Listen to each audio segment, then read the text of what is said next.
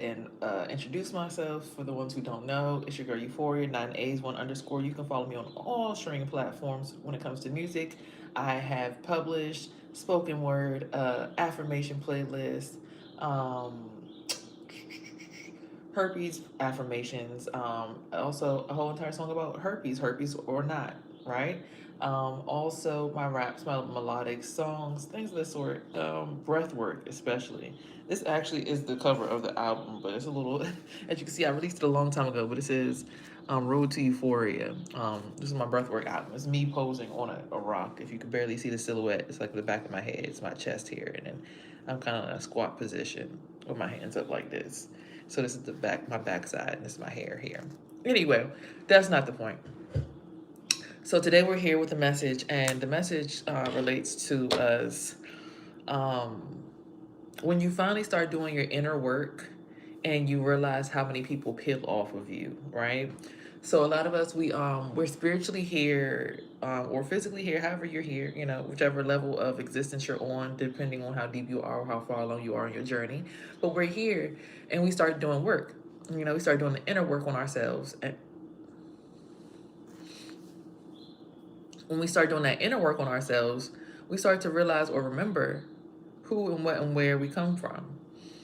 And it also helps us realize who's attached to us that doesn't mean us any good. That makes sense? So, for me personally, I have been in a relationship for a little while. And I've been wanting to always be in a relationship because I was always kicked out of my family dynamic pretty early on in age. I don't think it was intentional. People were just learning how they were learning, and they didn't realize that because they were choosing love over the relationship they were building with me, they kind of threw me to the wayside and left me in a lurch, to speak, so to speak, right? So I've always been kicked out of my family dynamic early on in age. So I kind of always leached or attached or reached towards relationships, right? Because it made me feel like I was wanted, because in my family dynamic, it's like, oh, if you don't have straight A's, you don't have good grades, then what is the point of you? Appreciate you.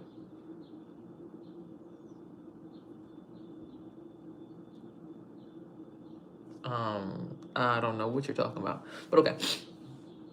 So it was kind of like, I always went to relationships and friendships. So it was never really a thing where I like, no, I'm okay. I have a 13-year-old that's at school right now, and I'm just, making sure I'm supporting him right now. So if you're not child friendly for 13-year-olds and male 13-year-olds, so you might feel some kind of masculine energy coming off of me. It's just my son is with me at all times. I'm his custodial guardian.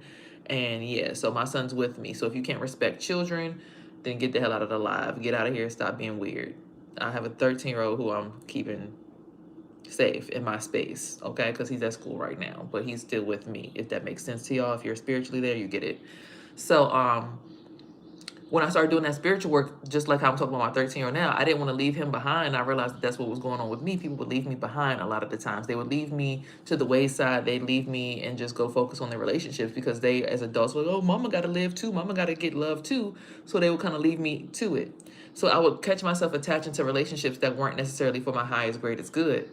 My morning's good so far. So these relationships that were not for my highest, greatest good would bring me into doing trauma work or spiritual work that my family hadn't done yet. So my last relationship, which was, I'm not gonna lie to y'all, that shit felt like hell. I learned so much, but it felt like hell. Um, it did. And when I started doing the inner work in that relationship, I started realizing like that, like the person felt like they were falling off of me. Like it felt like I was losing, like their skin was wrapped around my skin. It felt like their spirit was like wrapped around my arms, like duct tape, or like I was mummified in their essence. So I was like, the more I finally did the work, I was like, hold on, let me feel my brain. Like, okay, Sierra's brain. Okay, my brain has all these parts and compartments to it too. So why am I sitting here and not focused on my brain and what I can do in my space? Why am I not, why don't I feel like I'm in my body? I don't eat meat, so I don't know where that came from. Well, do you have a sister named Belize? I only know one other person with the last name Spivey. You had a narcissist on a whole different level. Yeah, they're. I mean, and I'm not gonna lie. He's a narcissist because he's already made his journey, his decisions. Like basically, what I got from that relationship was to learn, like, okay, once you finally do lock in with your goal, your destiny, you will be locked in, and people will see you as a narcissist because you're simply just protecting your own what you want.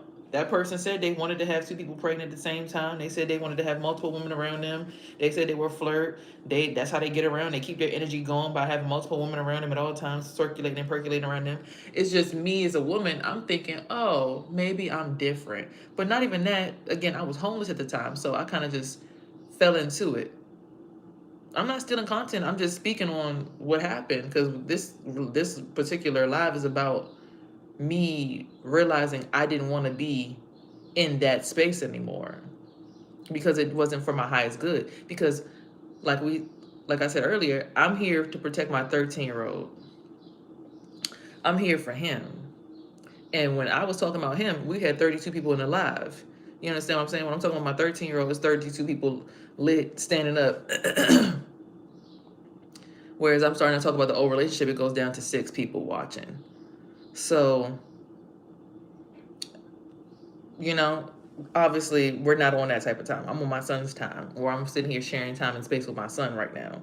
So with that being said, I started doing that inner work, and it made me realize, like, dang, I really value space and time with my kid over this person. I really value who I am when I'm attached to my son. I prefer that personality. I prefer that storyline. Does that make sense? So like my son right now, he's at school. And I told my brother, I'm like, hey, brother, you say you want to be a good role model in my son's life. Keep me and him safe. Simple as that. Be a brother. Be the masculine energy that his father can't be. And when you start to do that spiritual work, you'll realize how many people just start to fall off the choo-choo train. You'll start to realize how many people are just falling away from the wayside. And in this book here, You Don't Love Yourself, trigger warning, it's not your herpes. You don't love yourself is the name of the book. What motivates you and get you out of bed? My son. That's what I'm saying. Like, literally, it's just my son. If it wasn't for my son, there'd be no point in me even being on this live right now if it wasn't for my son. There'd be no point in me even, I was homeless for a whole year. I would still be living in my car for $3.99, minding my business, using food stamps to get my food every day and working a job, working from inside my car, getting in the shower, as soon as work is over, going to the gym, working out, and then getting in the shower every single day. Because I didn't have a home, I was more disciplined.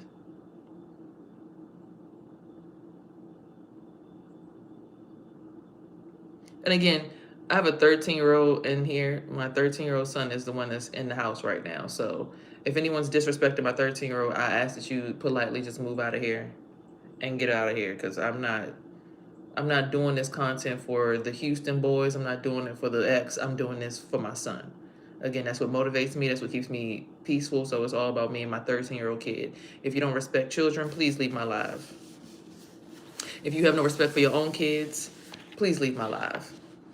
Please, I ask you graciously. If you don't care about children and their safety and their minds being safe and them getting ahead in life, please leave. Simple as that. Because he lives with me, he's always with me. And then I be on here and y'all be like trying to be sexual and weird. And it's like, it's a 13-year-old kid in here. Like, what are y'all doing? Like, come on now. His father's in prison and has been in prison for the last 6 years. So he can't really do much protecting from inside of a prison cell. If the right person come along, match your energy, would you consider a relationship again? Because I'm patiently waiting for my partner. Well, I don't know what that has to do with me, you waiting for your partner, but I mean, we're all waiting for our partner. That's kind of the point, to wait for your partner. I simply ended up dating this person. Welcome to the channel. I dated this person because of the fact that I was homeless at the time, and they were, I was taking a shower at their house and they busted in the bathroom and was like, let's do this. And, I hadn't slept with nobody for 9 months, and I knew this person for over 3 years. So I'm like, I guess, sure, why not?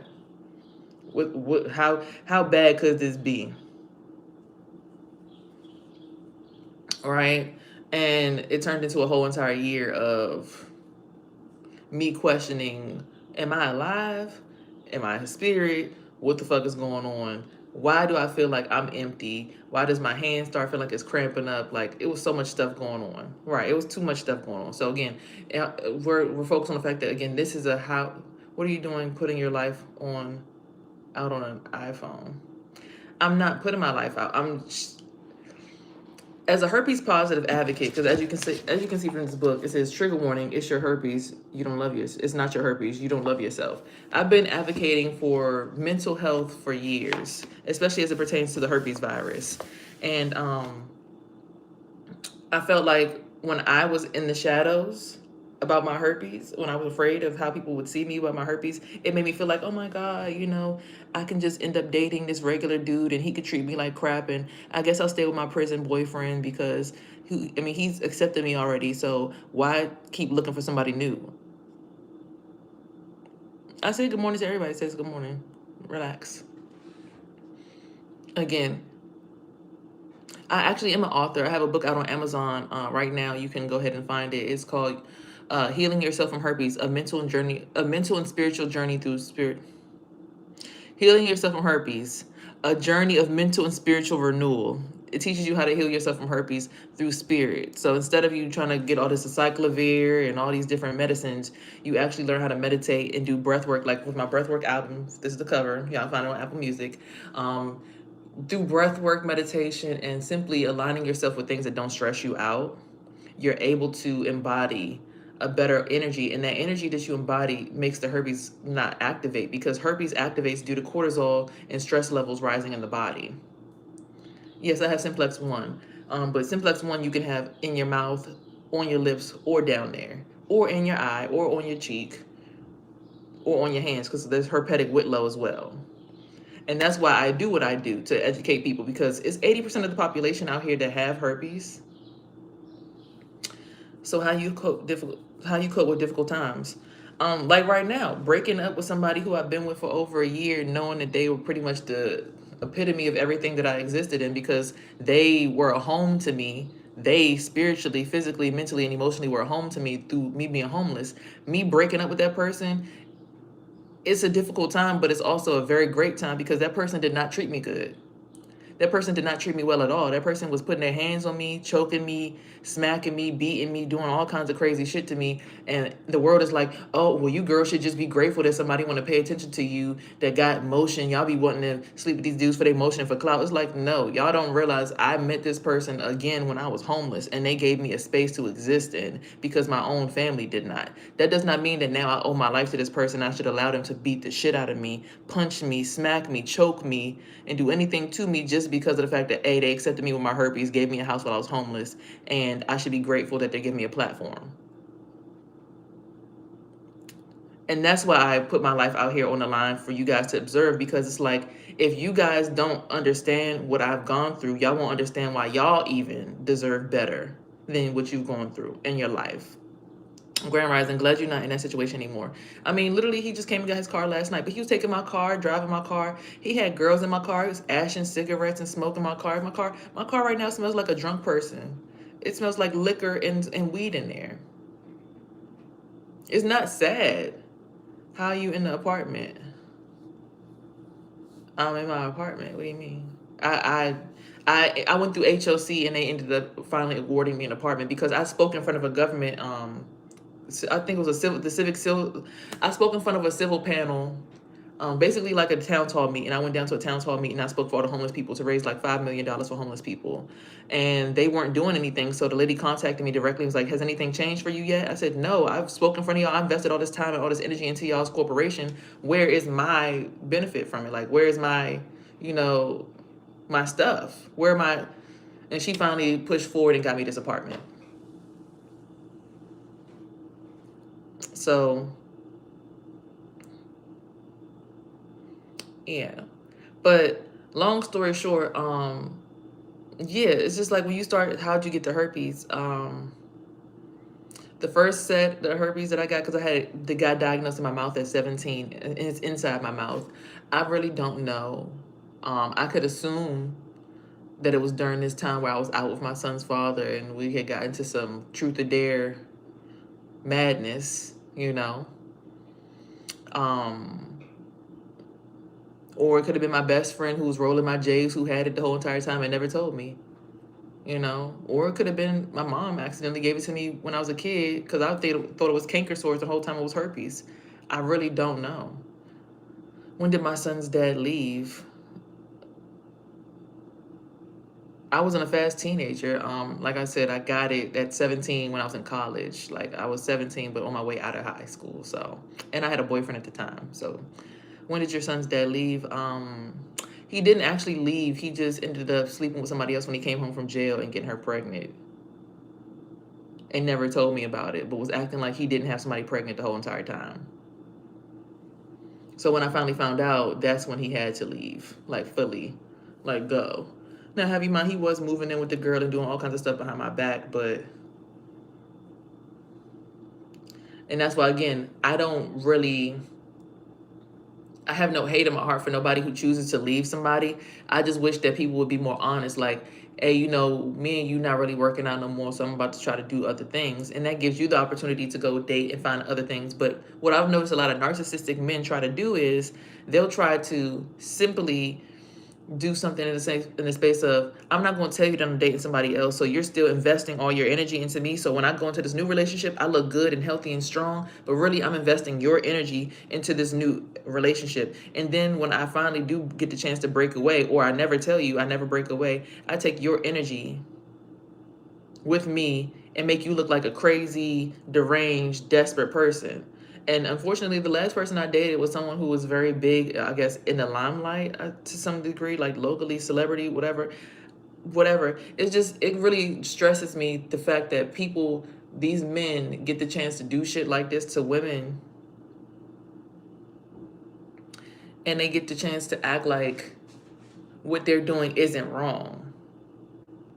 Like, for instance, you saying you deserve it. Would your daughter deserve it if something like this happened to your daughter? Would your mother deserve it if it happened to your mother? Would your aunt deserve it if it happened to your aunt, if it happened to your sister? Oh, right, women never cheat. No, I never cheated on a boy. I never cheated on him, not once. Ever since I slept with him back in February, I never slept with nobody else. He slept with his child's mother. He slept with some white girl. He's sleeping with somebody else. He keeps saying, I want to have two women pregnant at the same time. Like, how would I deserve being treated like that when this person is... That's not my fault. I was homeless at the time. Again, I was close to this person and homeless for a whole year. When I finally got my apartment back in October, I was like, okay, well, I'm ready to leave now. I got my apartment. You can go do your own thing now. And I moved into my apartment without the person. I didn't even tell them my address. I didn't tell them where I lived at. They didn't buy me any furniture. My mom helped me get my furniture and get myself together. And I was minding my business. They called me, hey, I need my hair done. I'm trying to come back over there, trying to get reconnected into my energy. So that's not my fault. And that shows that I was able to grow myself and build myself alone.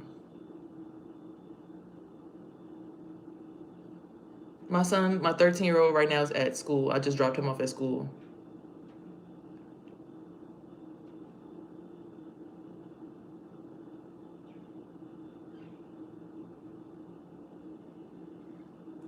So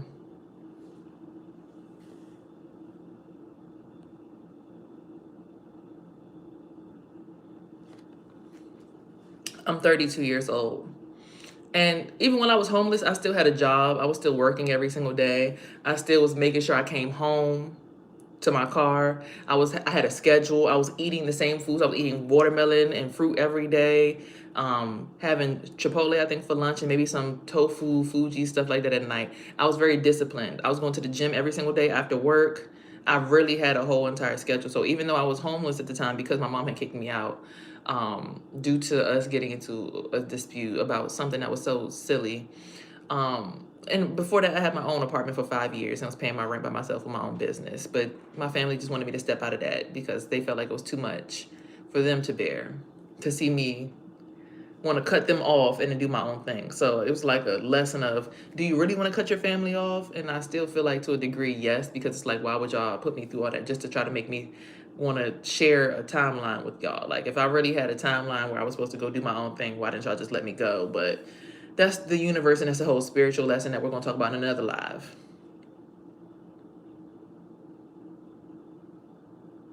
I've been used and lied to so much I don't ever want to date again. The last person ruined it for me. Don't let somebody else ruin it for you, though. Don't ever let somebody else ruin you. See, I even feel his energy still in my energy, Lord, today. Don't ever let somebody else ruin you dating, because that doesn't make any sense. Like, why would you want to let a bad relationship stop you from seeing that somebody else could be better? I'm getting ignored. Good luck with life, shorty.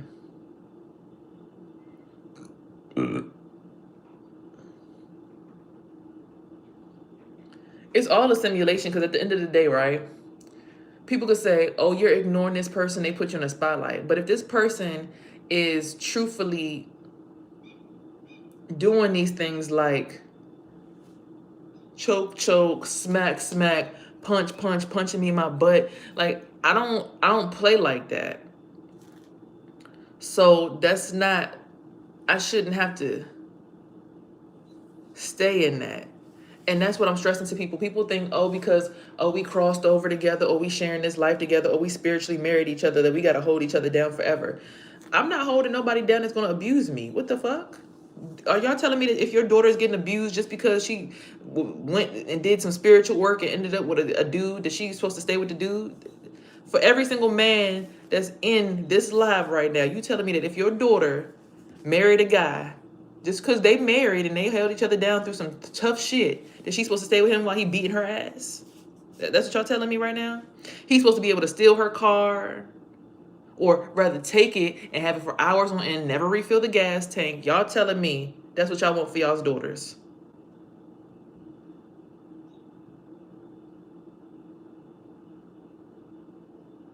I actually don't have a septum ring. This actually isn't actually a piercing. It's just a clip-on. So if that really matters, I don't really have a septum ring. Not that that matters anyway. But the septum is actually a sign of taming your ego. So when it comes to the septum, if you really understood the front of your brain, it looks like two eyeballs, like the opening in the front of your brain, and then it goes up and it looks like two bull horns, and then there's like a circle where the septum would actually be, which would be right here, right? So that's what the front of your brain actually looks like on the inside. That's why you'll see things like this little bubble right here, and things that goes like that. That's your brain print. So your brain, when you understand the front of your brain is actually Taurus energy, that's why this last relationship was a Taurus. I understand on a spiritual level why he came into my life, and that's why I dealt with it for so long, because I understood spiritually it was supposed to be lessons learned there. But at the point where I'm still to this day, even yesterday, you smacking me, doing shit like this, punching me in my hip, like I don't have to deal with that shit. Even if you make the sunshine brighter than any other man I ever dealt with, I don't need to deal with that. If you can't stop doing that to me, I have a problem. I would think in my head, like, dang, I kind of do miss him. I hope he's okay. But I only miss the version of him that doesn't put his hands on me. So at the point where he kept putting his hands on me,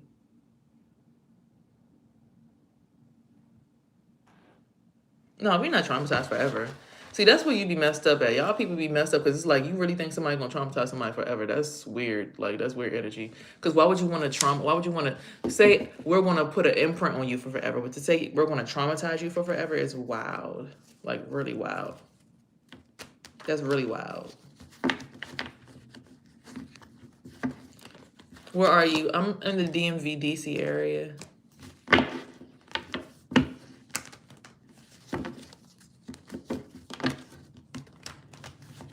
But anyways, like I said, I'm sitting here hosting space for my 13-year-old son. So if y'all have issues with respecting children and having boundaries with children, please don't come through here, because this is a safe space for kids. Appreciate you.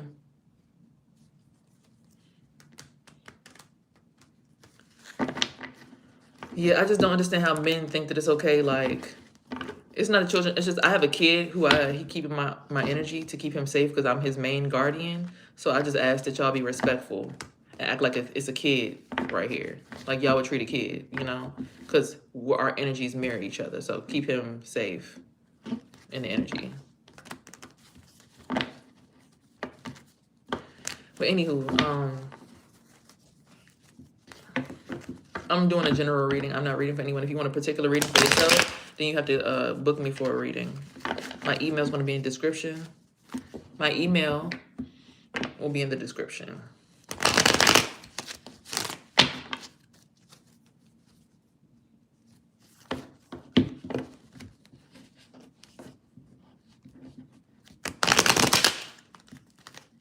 As my grandfather always said, two men can live in the same house, just not on the same floor.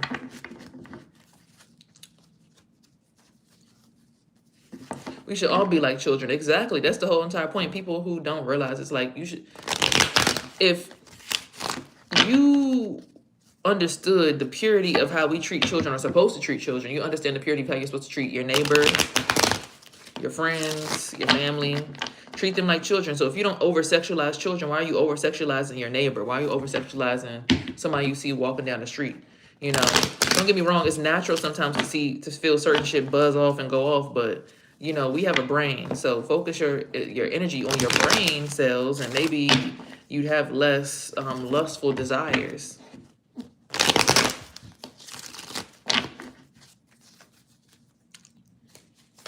And that just comes with understanding the anatomy of the brain, which is doable. All right, so the first card says, go to your ancestors about something. So go to the people who are the elders in your family and talk to them. That card has been coming out a lot in my readings. Six of Pentacles. First card that came out, Queen of Swords. So maybe this Queen of Swords needs to go talk to an ancestor, or you need to go talk to a Queen of Swords ancestor about something. Something to do with imposter syndrome, right? And that's the Five of Wands. 5 fire. Okay. Then we have the Queen of Cups. Okay.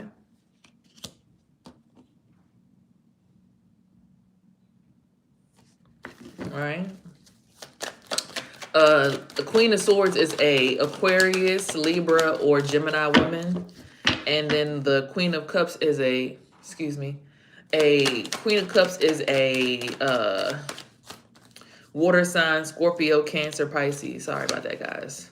Sorry, it's my neighbor. Then we have a Knight of Pentacles. So somehow a Knight of Pentacles is in the mix.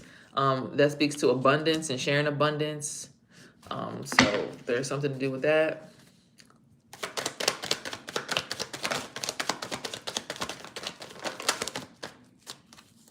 We have masculine energy coming out and sun energy. So if you all understand, the masculine is the sun, right?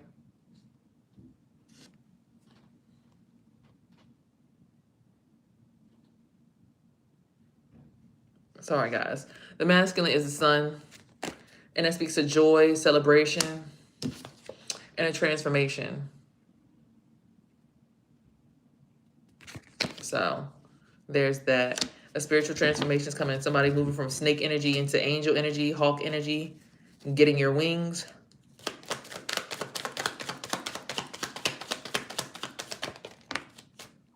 But be mindful, because someone keeps doing spell work on you while you're asleep. So someone's doing energy work on you, energy harvesting on you, all kinds of weird stuff to you while you're sleeping or at night. They think you don't know, so just be mindful of that, because it's people who just stay up all night long just doing malicious shit just to try to have the upper hand in the morning time. So be mindful, there's someone doing something to you at night. That card just flew. This could be a Knight of Cups. A water sign masculine, Scorpio, Cancer, Pisces masculine. The Knight is, they say, the slowest moving in the deck, but this speaks to the rabbit energy, which shows a quick-witted thinker. So somebody who's trying to think quick, it could still be that Knight of Pentacles, but somebody who's trying to think quick is trying to do spell work on you at night. Knight of Pentacles, I mean a Knight of Cups. But they could be alongside the Knight of Pentacles. I don't know, I'm not taking that. This could leave you in some kind of celebrity energy. It might not be in the same house. It might be a friend group. This could be,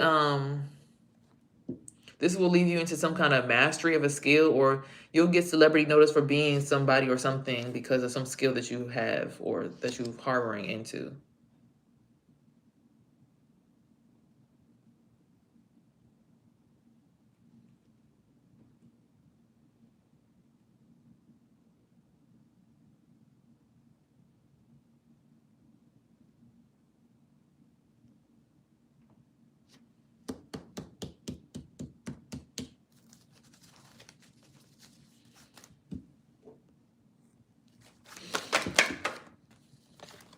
Seven of Swords, so some kind of backstab and betrayal is happening.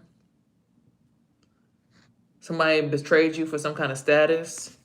So yeah, this person, I guess whoever's doing the betrayal is doing it because they want to get in with somebody else. They claim to be a lover to you.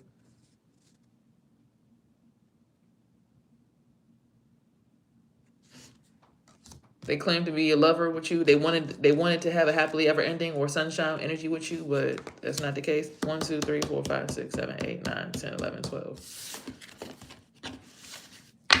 Or they had a imposter syndrome lover situation with you, and a Queen of Cups and a Queen of Swords. They all want a partnership with you, but they're also trying to do spell work on you at night because they know that you have abundance.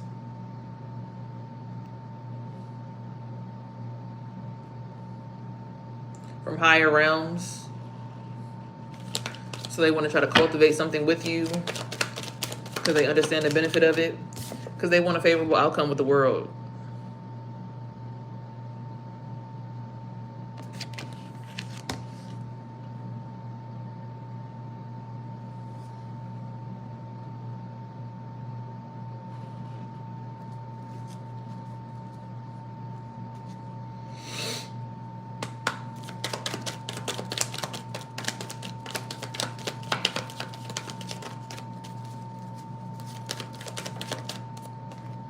They want your abundance.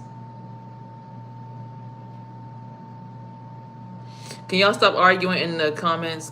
Cutter V8, I don't know what you talking about down there, but I'm just gonna put you in timeout. All right, like, just relax, chill out.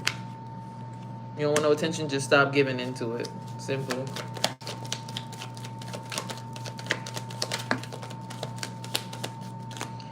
Well, that's because maybe that's what you need to see. I don't know. But some kind of justice is coming out for you because everybody can see that they've been playing in your energy. You are an empress and people are acknowledging it.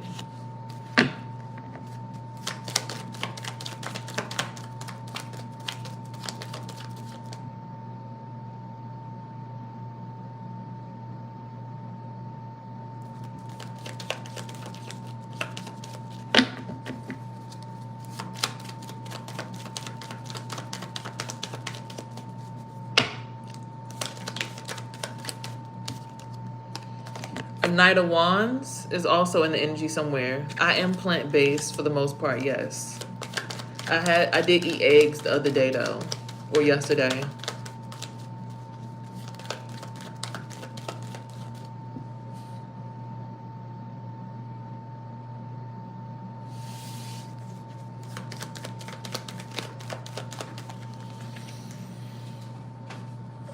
And it's saying take this leap of faith towards the person that's trying to assist you. Fool card, taking the leap of faith. See, they're about to just jump off the cliff. And you see the X's, but they're like, those X's are crossbones. Keep in mind. So I never thought about that or looked at that, but those X's are crossbones, and he's jumping off the cliff onto something that looks like a bunch of vines. So, but it's saying take this leap of faith into this new, because you never really get it until you get it.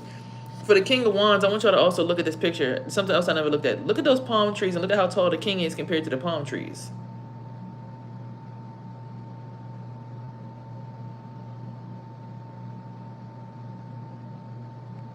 Okay. Just wanted to point that out.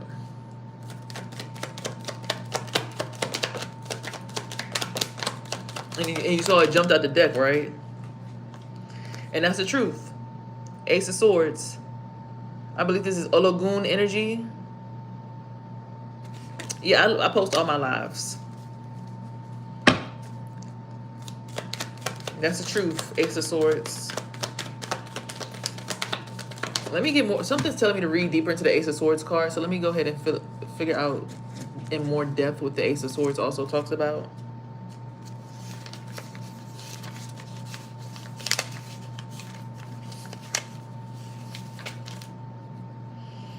It says Ogun. No, so it's not Ologun, it's Ogun. Ogun, the blacksmith god, custodian of oaths. Triumph, power, conquest, exaltation of strength. So yeah, this leap of faith is going to require you to show some strength. This new leap of faith towards something new. Look, this breakup gonna show you need to show some strength. Say no. Okay? Don't go back. Okay?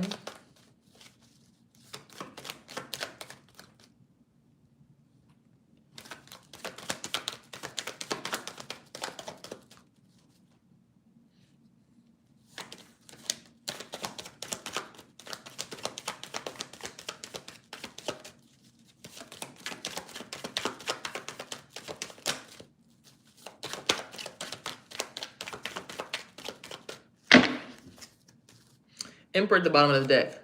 Aries energy. Oh. Okay. Not only did the Ace of Swords show some strength card come out, but guess what card came up behind it, y'all? Shango card, the strength card. Showing more strength. So again, more strength to you. Shango and Ogun are behind you in this decision to show this strength. We need the strength. Okay, because there's some kind of love at first sight situation that should be coming your way, or you making a drastically sharp change in your decision, right? Knowing how to just make this change immediately, like, yeah, but nah, like making very important changes at the last minute. I'm not gonna lie to you, I had a dream that I was getting married last night. I had to get a piercing, and either I had to be a bad B, which was like I had to get a dermal implant in my hip, and it was gonna be a B dermal implant, which was implanted in my hip forever, and it was gonna be hurtful and painful, and it was gonna get hurt, and it was gonna brush up against stuff and hurt real bad. It was a bumblebee. Or I had to get my finger pierced with a hoop on the front, like a surface piercing, and it had the letter B on it. I said, oh, I woke up from that dream so fast. I said, I'm not taking this plane.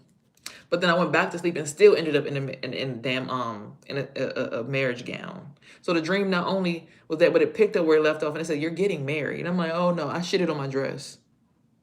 Like they told us to try it on, and I wore it into the bathroom and shitted on it. I had to shit so bad, which was so weird because the other day when I was in the bathroom, I had the biggest bowel movement ever. I'm talking about like the whole toilet was almost filled with shit. I'm like, whoa, what the fuck? Because my stomach was feeling so like bloated, and I didn't understand what was going on. Like for 3 days straight, it was just looking crazy outside, and my stomach was getting so bloated. And then I took my capsules, my golden elevation parasite detox capsules, and I took so much. Oh, child, look, let me show you my capsules. I took 4 of these. Baby, the shit was shitting. Okay. This has burdock root, blessed thistle, cascar sagrada, which is a laxative, hyssop, nettle, hibiscus, prickly ash bark, wormwood, yarrow, and yellow dock. Okay, so that was some major shit. Yeah, that was a big shit. Also, the only issue with this is this also is a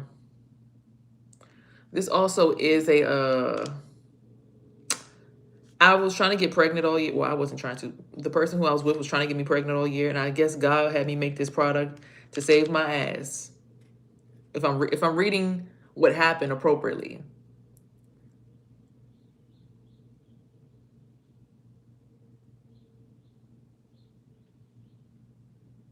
Hold on, looking for balance. Okay. So this actually, based on all these herbs put together, they make you have uterine contractions and actually induce miscarriages. So don't take this if you're planning to be pregnant, are pregnant, or because yeah, all those herbs, every single one of them, I looked it up, induce uterine contractions and also speed up miscarrying. Anywho, you're being chosen as the leader or the right person for this particular job. So you're being chosen 8 of Cups, 8 water.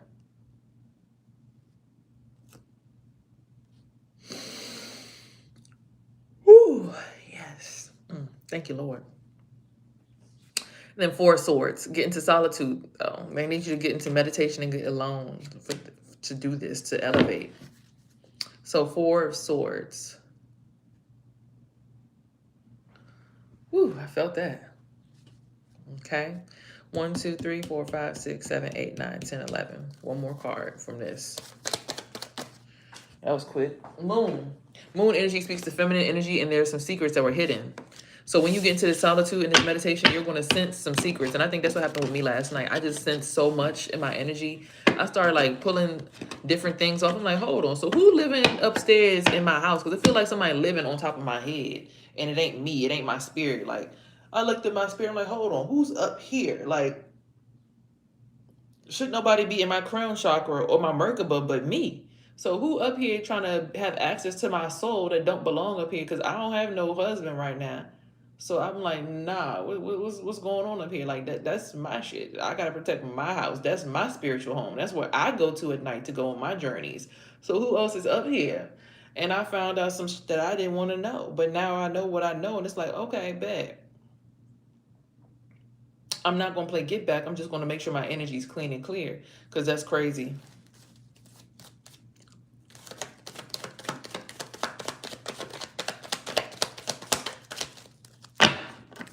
The other day I took a spiritual bath. I had put bentonite clay in it.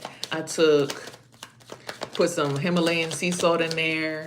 I had put some different kinds of flowers and orange peels and stuff in there. And I made the water as hot as possible. Like I turned the water heat all the way up. And I slowly but surely got my ass in that water. Do you know I sweat bullets and my heart rate increased so fast? Y'all, I was in that bitch feeling like I was about to, I start seeing the color green. I'm like, oh yeah, green is God, green is good, green is go. Okay, bad. So this is good. I meditated on my sister's energy and I saw red. I said, oh. The thing that triggered my brain is I meditated on this dude's energy and I saw green still. I'm like, how am I meditating on his energy and I'm seeing green if he abusive and a bad person? But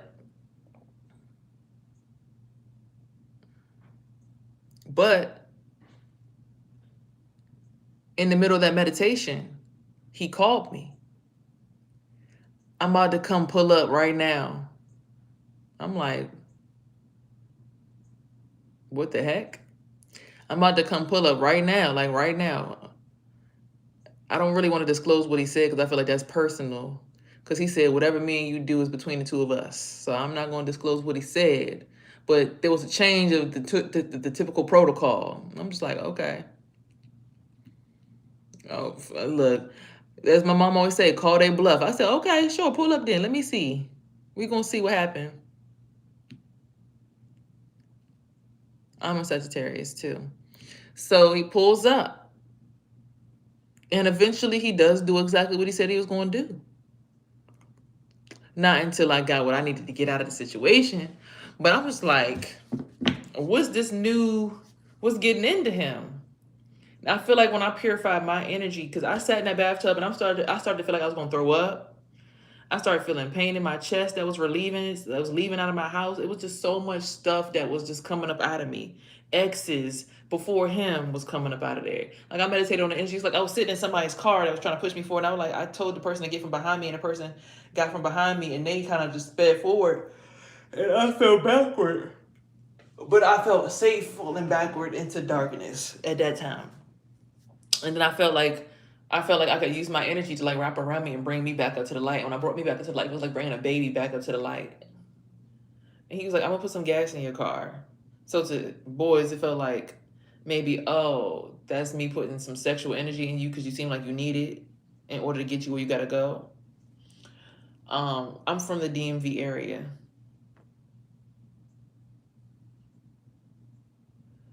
So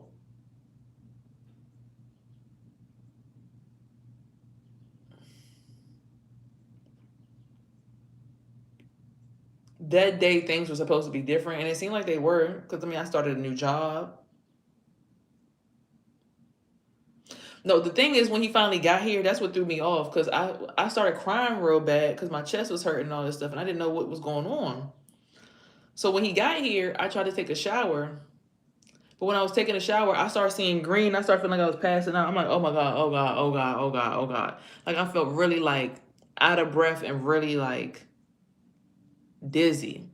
The only time I've ever felt that outside of that time was when I took a plane to Miami. He went into a whole different time frame, like a whole different timeline. And shout out to y'all in South Africa. Thank you guys for tapping in.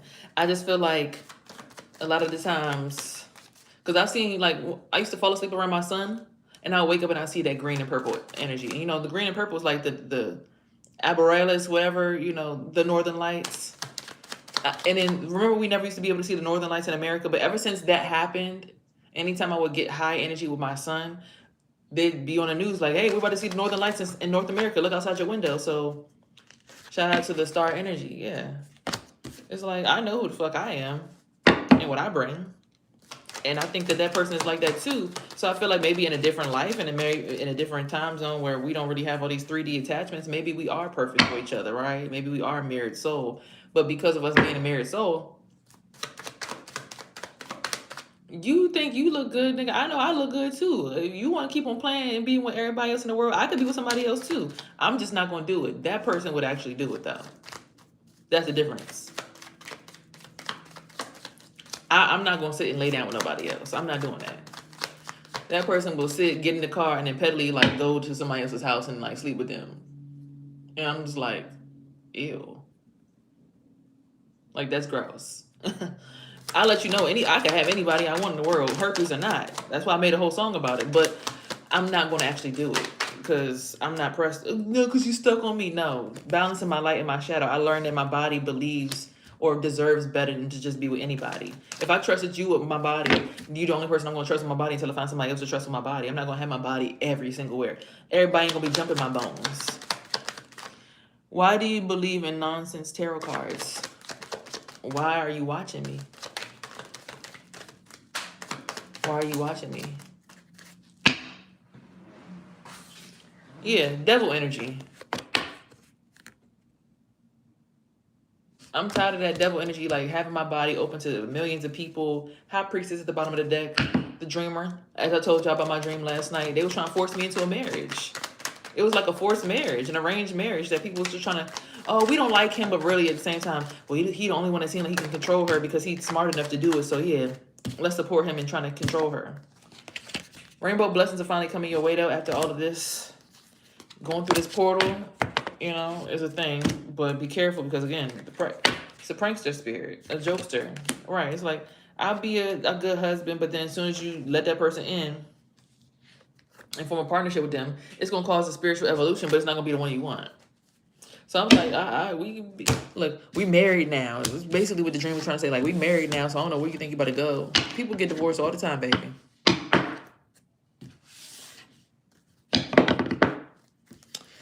Okay. So I'm not talking trash. It's just, this is what happened, you know? And I wish more people would respect what actually happens in the real world. Like, they say, oh, you're just talking to yourself. Well, if I am just talking to myself, then self, why did you stay that long? And self is like, I really had faith that this person was going to heal because I healed. So I thought that me being a healed person around them was going to help them heal. And they're like, no, I already healed. This is my version of being healed. And then that helped me heal because I'm like, oh, your version of being healed is accepting the fact that you just like to be a freak and you want to fuck everything. I got to be healed enough to know that if somebody wants to be that, I can't make them be anything else.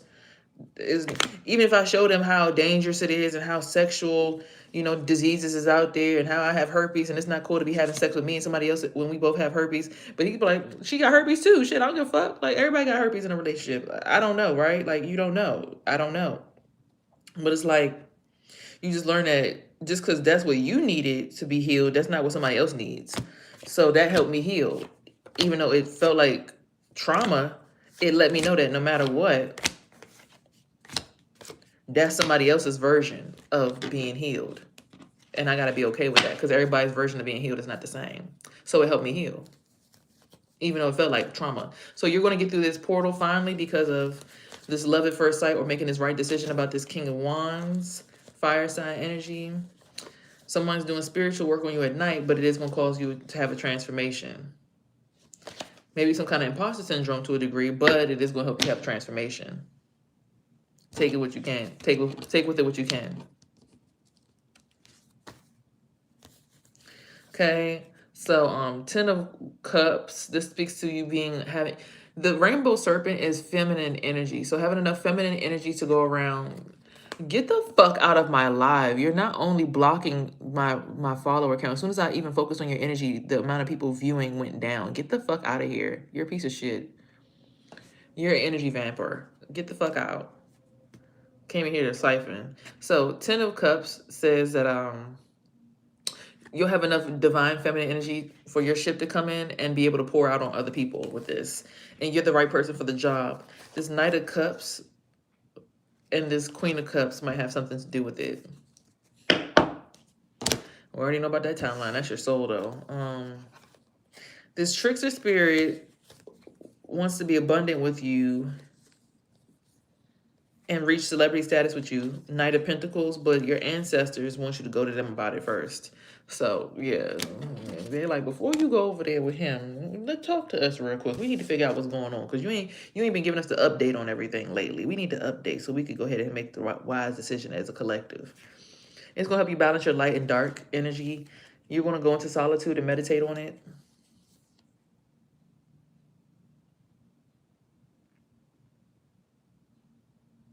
That's the truth. But again, someone did do some bad shit to you for social status. It was a Queen of Swords. Whoever that Queen of Swords is, whether it be your sister, your grandmother, your ex's ex, your new girl that you just tried to meet, your neighbor might be a Queen of Swords. It's a Queen of Swords somewhere in here who did some shit just to get popping. I just heard somebody say me. You sound like my sister, bitch. Fuck you. They was in devil energy to try to get back to the star energy, Aquarius energy. She is an Aquarius. I guess that's kind of direct. Moon energy, they were using moon magic in order to do this. But you exuded and exposed yourself to have strength, and you took this leap of faith, which helped you become an empress. So fuck that little dog, little queen shit. Bitch, I'm a whole empress. I ain't got time for that. Okay, justice is coming your way. Because everybody saw that somebody did something to you for a favorable outcome, which is not cool. And you will find love. And you'll find sunshine in that love. So, you know, all this stuff that they keep trying to do to you, to take you out of here and make your life miserable, it just shows how miserable their own lives are. Because if you got to do all that to try to mess up somebody else's destiny, there's something wrong with you mentally. Like, you shouldn't have to do all that to achieve your Ace of Cups. You know what I'm saying? Like, we're not doing no Taurus readings.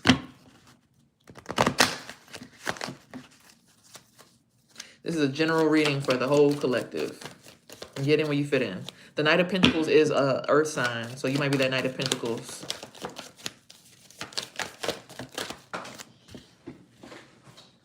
All right, so first card on the top, I already felt it. Winter reflection. Time to reflect on this. It's winter time right now, reflecting on everything that happened. Focus on your breath, taking deep breaths. So I want everybody right now, y'all not going to like me for this, right? But I need y'all all to do this at the same time, because it's going to help you on a vision quest real quick. This is going to help everybody. Everybody, y'all understand that right here where your rib cage is? This is your rib cage, right? I definitely do see what y'all don't see, and I really don't want to tell y'all, because if I told y'all what I saw, half of y'all wouldn't even want to be here. But right here under your rib cage, this is your diaphragm. I want y'all to focus on what a muscle, if you could see yourself and you could make yourself see through, right?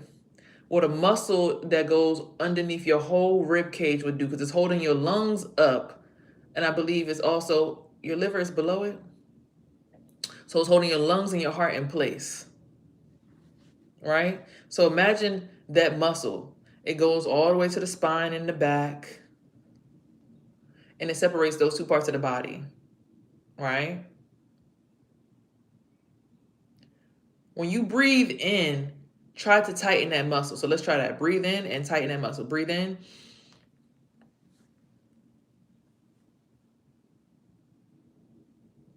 You feel something, right? Now let go. When you let go, you release it. Again, breathe in, tighten it. And let go.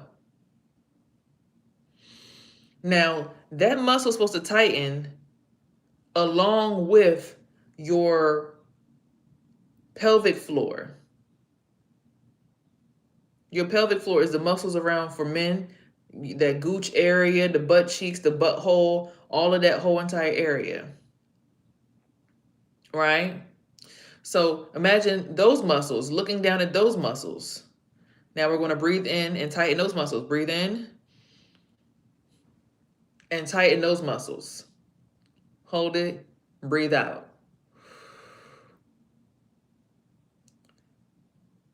Now we're going to go ahead and try this. You're going to tighten both. Well, let's get familiar with that muscle one more time. Breathe in and tighten that pelvic floor muscle. You might feel a little bit of a pain in your root chakra, which is like right at the top of your butt cheeks. Try to tighten all of that.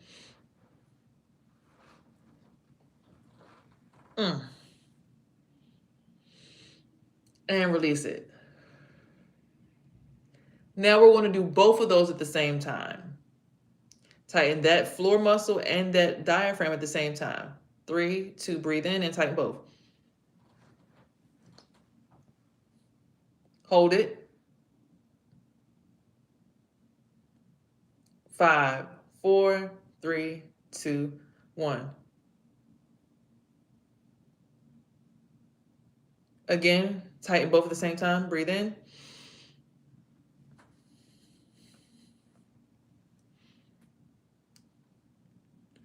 And release. Breathe in again.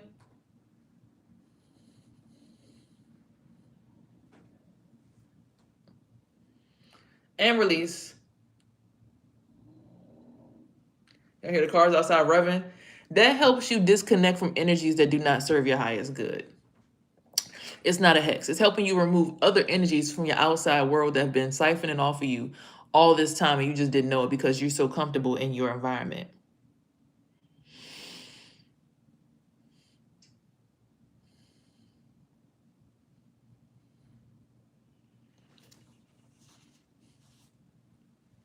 So that's not putting an X on you. That's just helping you understand the autonomy of what your body's meant to do. You know, all these people, a car just drove outside my window and they're just sitting there right next to my window. No, she didn't just cut us off. Damn, I felt that. Yeah, as you should. You probably the most locked in with me out of everybody on the live, so you probably felt it more deeply. But yeah, y'all try that on y'all own. Try with your partner, especially like if you have a partner that you're with, a significant other. Hex is on your brain. So a hex is, imagine the top of my brain and putting like the number 3 and making it dig inside my third eye, dig inside the side of my brain, and dig inside the back of my brain and that other part of the pineal in the back of the brain, and then making it intersect itself. That's a hex. Hexing is blocking the brain. Knowing that there's an X at the front of the brain right here and putting something in it and making it go in there and the top of the brain at the same time in an L shape, doing that. That's a hex. That's hexing people, since you guys know so much, or doing it through the back of the brain too. That's how you hex somebody like that. That what I'm telling you guys is how to actually break hexes and get more aware of your brain. Because if you're not aware of your bottom of your body, then you're gonna lose sight of what's going on up here. Because you're more so focused on the pain and everything that's going on down here. So a hex is what my neighbors try to do. Like the African lady upstairs, she think I don't know. She be fucking with people's brain. Like, okay, well, I want y'all in my system, and this is how it works. So everybody I can help control by putting this J hook in the front of your brain and doing this. So that's a hex. Doing shit between your, putting shit in your eyeballs in the middle and making it go through those 2 X's in the eyeballs that go, because your eyeballs crisscross in the middle of your brain. And then it's like a part in the back and it's like a straight line. Putting something right there and then making it go like this and pinch on the back of that. That's how you hex somebody. That's black magic. Fucking with somebody's brain and somebody's mind and making them feel like they're dead. That's how you hex somebody. I'm not doing that to y'all. Putting shit up people's noses and making it go through their nose cavities and sewing it through the back of their brain and making it come out the back of their brain and then pulling that shit. That's how you hex somebody. I don't hex people. What I do actually is imagine a skull, and I imagine all the different nerve endings on your face, and I cut them so that all that hexing and all that energy work that might have been done on your face is gone, so you can actually feel your face for the first time. You can actually feel how it feels to be in your actual body yourself for the first time. That's what I do. Also, the Kabbalion system, and know how the X's go through like the 9 to the 8 and then the 10 to the 8 and then doing shit like that, but then doing it on all levels all the way up to 26. That's how you hex somebody. I don't hex people. I do quite the opposite. I turn that shit around and flip it the other way and release it so that your hex is gone. I break hexes. You know Ifa by accident. I didn't never practice it. Again, everything that I know through just learning, through experience, and by going through it by somebody else's hands, them doing it to me. I never was taught how to do this shit. I just know what the fuck going on. I'm going back to sleep. This is a hot mess. I'm just telling y'all what hexing is. Y'all said I'm hexing y'all. I'm sitting here telling y'all to breathe right. Like, get in tune with your body. Like, remember, you have the X in the front of your brain. Go back to your brain. Go back to your bullet in the front of your brain. Feel your brain. Okay, feel your front of your body. Okay, feel the front. Call on your own name like Sierra's brain. Call your name and ask for your brain to be where your third eye is at. Get in tune with yourself so you can get pulled up into that spot, your parking lot in the line. And get to your parking spot in the line so that you don't lose sight of who you are. Because you might end up thinking about somebody else and what's going on in their body, and they all the way behind you in line. So now you got to go back 25 spaces, not even realizing your space is up here. That's how you lose your spot. People will trick you out your spot. And they'll be like, Sierra's brain, Sierra's third eye, all Sierra's. Okay. Oh, okay. I'm all the way up here. Okay, bet. So my energy's clear. I'm up here. Thank you. Like, I call on my own energy, so I know where the fuck I'm at, so I don't lose sight of where the fuck I'm at on the board. But hexing somebody else is really low. Like, I would never. Maybe we'll come to South Africa. I don't know. I don't like getting on planes. I hate planes. My dream last night, I was supposed to get on a plane, but I said no. So, summer solstice radiance. I'm showing y'all how to heal. I'm showing y'all also what people might be doing to you, so be aware. Like, ooh, my neighbor, I just felt her energy. Like, she's being hexed. I think she's being hexed by my ex. I think he's hexing her. Because he used to be over here all the time, so I think he's hexing her to try to get at me. Waterfall effortless, because he thinks that we're, like, connected in energy all the time, so I think he hexes her to try to get at me, because he thinks that that's where I go for my energy and, like, to be saved. So he's going trying to hex her and stuff to try to fuck with me. Lightning, power. So whatever you found is now going to be effortless, and it's going to flow like a waterfall, but it's going to bring you power. Okay. So yeah, imagining that skull, and then looking at the skull and looking at all the nerves on the face, and then just looking at it like, okay, hold on.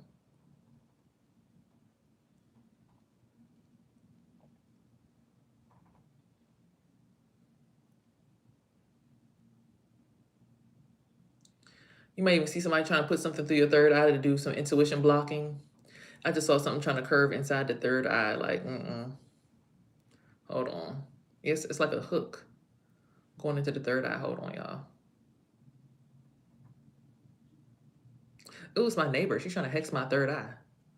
Hold on. What the fuck?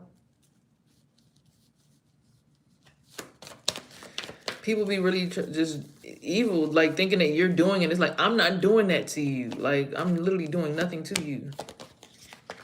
Gaia, nurturing. So Mother Gaia is coming to nurture you. Autumn, equinox, release. It's telling you to release.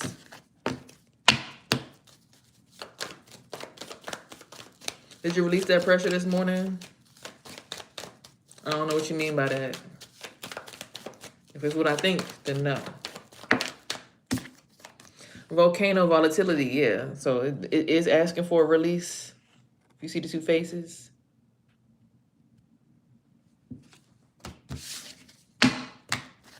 So, I mean, it's, hey, one nut a day will keep the doctor away, keep your heart regulated. I think that's why my ex was so sexually active. Like, as a person who was, I guess, achieved lotus flower unfoldment, as a person who's achieved so much spiritual knowledge at a young age, that's why people become really sexually,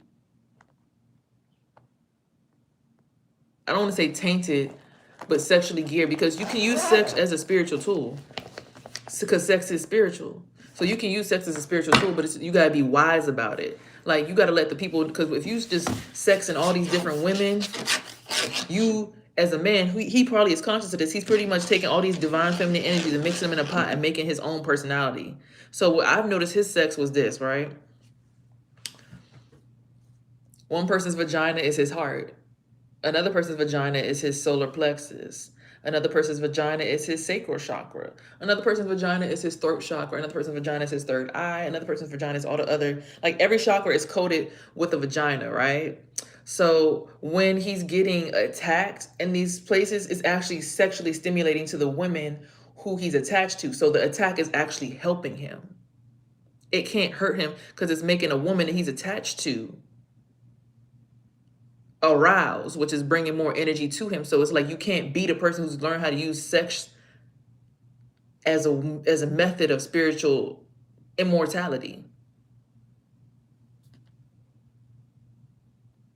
Please get some rest. You're way too woke. You're way too woke. I mean, if I'm going to study the act of or the art of sex, I'm going to understand it. So then you can go ahead and like I'll channel the person's energy. Like okay, here's the energy is right here. Where am I at?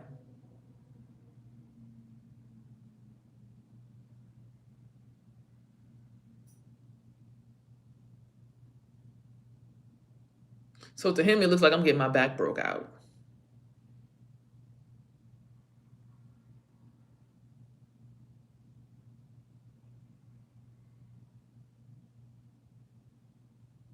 So he can see where the energy is coming into me at. You just say, yeah, I know you can. I can clairaudiently still hear him.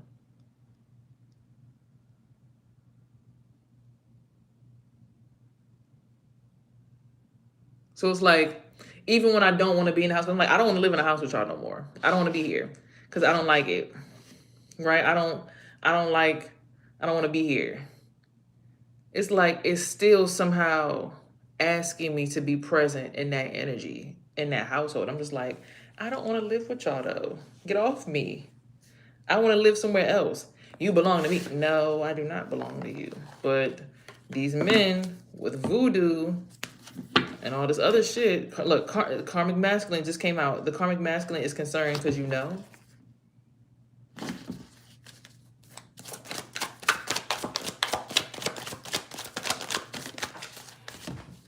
And look, they saying that they your soulmate, but they really over here all in this lust energy. I mean, I can't make it up. I'm talking about it and the cards are just popping out behind it. You think I can make the card pop out like that?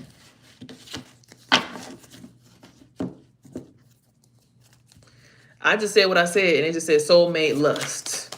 Did I not just say that? Look, message. Look what just flew out. We in a relationship. I don't know what you talk about.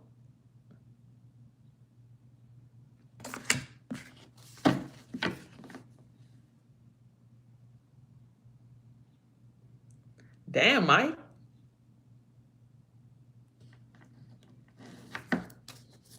So he's just watching like, damn, so that's what's going on down there? That's crazy.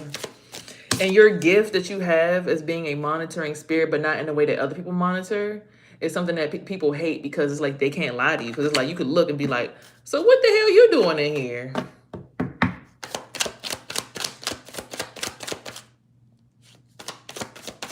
What you doing in here?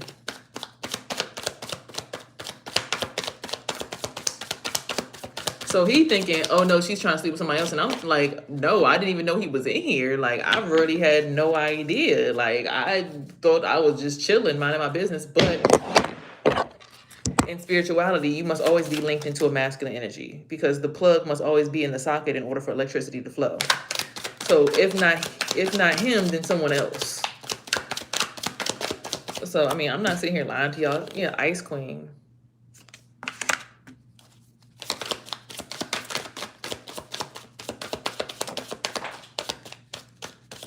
Because earrings and piercings help you get more in tune with your nervous system. When you get spiritual, it's best that you do have things that help you remember your neural pathway so that you don't get lost in the sauce with somebody else's energy. Because eventually it does become one big swirling hurricane or tornado. So if you get these piercings, a lot of the time these piercings help you like re-identify your nervous system because you can this might sound weird, right? But you reflect on the pain that you felt when you got the piercing and it helps you reactivate your own nervous system so you can separate yourself from what's going on and understand yourself separate from the energies that's going on so that you can cultivate your own energy. Does that make sense? Like, Do y'all remember how it felt to get a tattoo on your hand? You can reimagine that pain, and it'll help you feel like, oh, my hand. Bet. It's my hand. Oh, so this is what I'm feeling. This heaviness on my forehead is everybody else's energy. Or like for me, I have like a heavy brow bone, right? Y'all see my wings they expanding. They're not that wide. They getting there though. So I'll go into my forehead and I'll expand my wings and I'll say, Sierra's forehead, Sierra's third eye. And it's had me swim this way and feel something trying to block my face right here, like some kind of feminine energy right here trying to block. And it has me swimming around it. Now I feel the energy fade into the back. When you really feel energy, the piercings actually help you re-identify your own self. So like there was this dream I had where I was on a college campus and I had to go back to school. But there was this thing where I had a bunch of carrots in my hand, and I'm like, where do the nerds have to put the carrots at? And it's like I had to remove a brick from a wall and put my carrots in the wall to swear myself into a certain group of nerds, a secret society of some sort. My carrots and the brick in the wall. I didn't understand it. Masonry, bricks, right? But it didn't click until like I got to a certain age, like what that all could meant. So then I started looking at people. They were in a sorority. Well, first it was these girls dancing on the pole, and I was like, cool, but I didn't feel like I fitted in. Then I saw these people dancing in sororities and stuff, and the dudes were like firefighters, but they were also doing like hoo, like, you know, doing a line dance out on the field. I'm like, okay, I don't feel like I fit in with that either. So like, and there's a firefighting station right down the street from my house, ironically. So then I go into the main field, and it's like a football field, but nobody's actually playing football on it. It's just girls are flipping, doing like backflips and gymnastics, which happened last night. I saw a video of a girl who in Saudi Arabia was doing acrobatics, somersaults to protest their government rather. And my sister is also a cheerleader. She can do that same shit too. So I'm walking with her on the field, and it's like these white people, they act like they don't notice us. But as soon as my sister started flipping, they were like, oh shoot, we noticed them now, which again would speak to the protest that happened yesterday, right? So then we cross the street and we about to go into class, and I see this dude that I used to talk to, but he's like with somebody else. And I almost tripped on the sidewalk. I said, see, I almost tripped over that relationship. Whole time, fuck that nigga. Which would be the breakup that happened last night. You see how this dream that I had ages ago is relative now?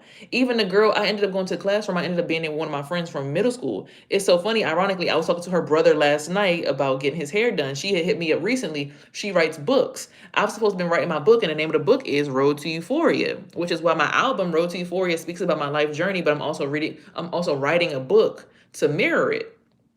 So all this shit is connected to a dream that I had like 4 or 5 years ago. What's going on right now? So that's why the relationship that I said, like when you start to do the spiritual work, that person can still be seen as a divine masculine. Even though they felt karmic to me, even though it felt like an abusive relationship, it still was divinely placed in my energy. That soulmate was there to help me overcome the lust. That's why soulmate and lust came out together. That soulmate was sent to me to help me overcome lust so that I wouldn't be stuck on a man just because the sex is good. That's why those two came out together. So this person can still be seen as a divine masculine because they were trying to help me overcome lust.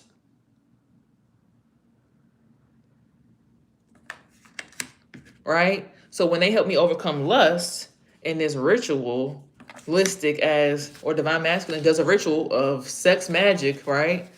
That's his ritual. He has an expectation of marriage and a house with me and me being a sweetheart. And he's, oh, I'm a nice guy. And we're going to get married, which was why last night I had a dream about being married. But I'm like, fuck this marriage. I didn't want to get the piercing. Again, we talked about piercings today, right? But last night I was getting a piercing in my finger with the letter B on it. That's his name. I didn't want to get the piercing, so I woke up from the dream. But then I went back to sleep and I had on a wedding dress. And I was like, I fucked this marriage. I don't want to get married. And I shitted on my dress. And I asked my Hispanic cousin, I said, cousin, I don't want to do it. Get married because I'm a boss. I said, I don't want to do it.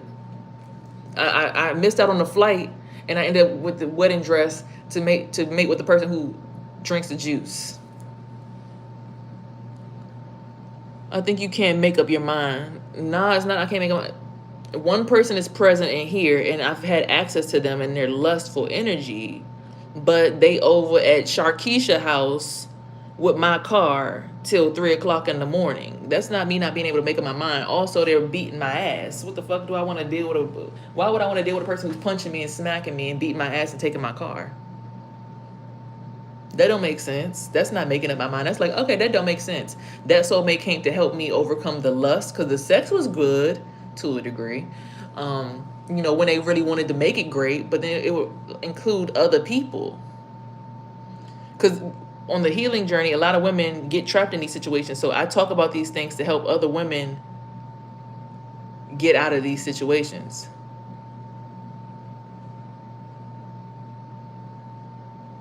I come to these situations, I'm like, oh, if I don't speak on this kind of stuff, other women can't heal from situations like this.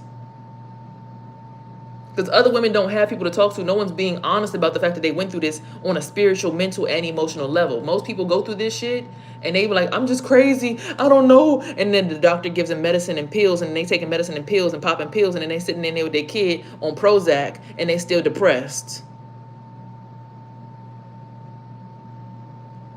So I'm here to tell my truthful, honest story to help women heal on all levels, not just, okay, well, I'm gonna take the medicine and I'm gonna go to work and make money and I'm a boss bitch, but really on the inside they want to cry every fucking night because they still feel like they mentally insane because they don't know whether they're alive or dead or what the fuck just happened. You just had a spiritual transition and you had a crossover. It was just a life lesson for you to learn to elevate.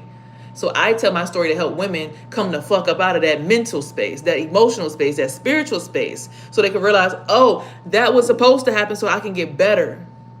And men too, because men go through the same thing. It's some men who have good jobs and women know how to play the game like this, and they'll do shit like this to men. Like the other girl that he dating, she up on game. So she was like, fuck that. This bitch done went and broke his window to his car. She busted his fucking window. This nigga still goes over there. He liked that shit because his mom used to abuse him. So you mean to tell me you gonna treat the girl who helped you build yourself back up, gave you money, bought you clothes, did stuff for you nice, like shit, and lie to her and keep her at this level, keep her small, but then invest all your time and energy into this other bitch that broke your window and curses you out? So finally, I got fed up and I just threw all his shit out my car. I threw his game system out my car. I threw his phone out my car. He said, oh, I want $350 to repay for all the stuff that made me lose. Somehow, magically, he got all his phones back, but not the game system. I think he's lying, honestly. I think he just wanted to scam me out of $350. He came over here. He used all my money 2 weeks ago. Oh, I'm gonna spend it. He kept sending himself money on Cash App to go get weed. Even last night, sent money to himself without me knowing to go get weed. He sent the money straight from my Cash App to the man's Cash App. Okay, come on, bro. Can you just lend me your car? I gotta go get my key. He come back. He still ain't got the key to his car. He's like, oh, I gotta hurry up and go home because I gotta get somebody to go take me to go get my key to my car. His car was parked outside my house. I went outside this morning. His car's not there. So you see, people just be playing games. So I do this in real time so that I'll be vulnerable and let people know you're not crazy. Shit like this really be happening to people. But until the day where you be like, enough is enough, it's going to keep happening to you. People be wanting people to be in confusion and manipulation. It's just confusion and manipulation. That's all they're doing. And people keep saying, oh yeah. He has a car, but he doesn't have a car. You understand what I'm saying? Like, men who are spiritual, they have to live inside of a woman. And if you don't have a committed relationship with somebody, you all over the place. Papa was a rolling stone. Wherever he laid his hat was his home. Wherever he puts his spiritual crown at is his home. So men like to make women like me their home, but they use my energy and my car, my soul, my energy, my aura, my essence, and then they go out into the world and go fuck other bitches. And then I feel manipulated and confused and illused because all these different women's energy is in my energy and your energy, and I can't figure out why we can't see eye to eye. But it's because you have this really deep lustful relationship with these other women who are fucking the shit out of my soul, my son's soul, and your soul. So it's like all three of us as a family are fucking this girl and they're getting addicted to your energy whole time. You got all these bitches and all these energies all over my son's spirit, all over my spirit, my neighbor's spirit. You bringing us spiritual demons that just want to fuck you because they're addicted to your sex.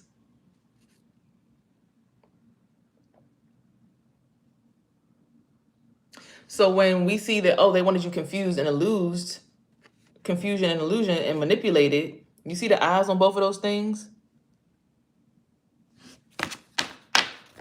Always good to focus on your eyes. And I can hear what this nigga be saying. He said, yeah. Like he cool with this shit. And I'm saying women do it too because the woman did it to him. It's like, oh, you don't want to give me what I want? Okay, well, I'm going to come break your window. Yeah. Now what, nigga? Like, I could play that game too. Two can play that game came out for a reason. So I do what I do for the women who realize, like, okay, the dude did that to me. But instead of going to his car and breaking the window like the last girl did, because that bitch, you're dumb. Why the fuck would you break his window? Because I don't want him to be able to do what he want to do. That was dumb. Because now you look crazy. You look crazy as shit breaking another nigga's window. Now somehow it's crazy because every time he get his money for YouTube, he think he better go and do something. He got to fix something really major. So it happens.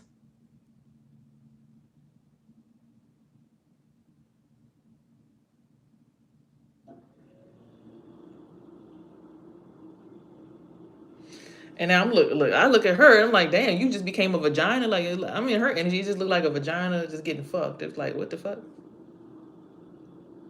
Like, have you just become a vagina to get fucked? I don't know. So for me,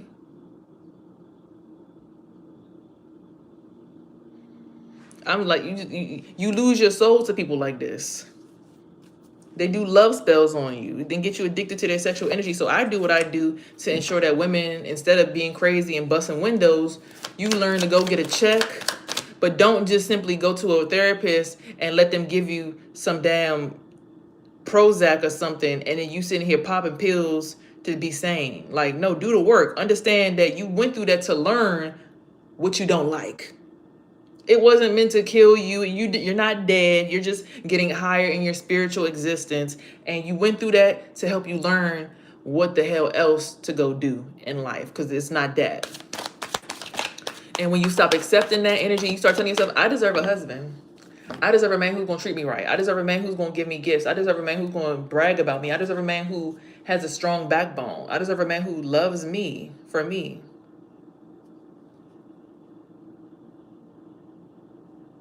What is a BAH? I don't know what that is. Yeah, this one came out. This usually comes out the other way. Yes, this person was in their south node. You see those little devil horns right there, those black devil horns? Yeah, let the camera focus. Meanwhile, these women be in their north node, shining. Hair just be glowing. But these men will come around and they'll be in this energy. You feel the difference? So I do what I do to make sure that women get back in their north node and shine again.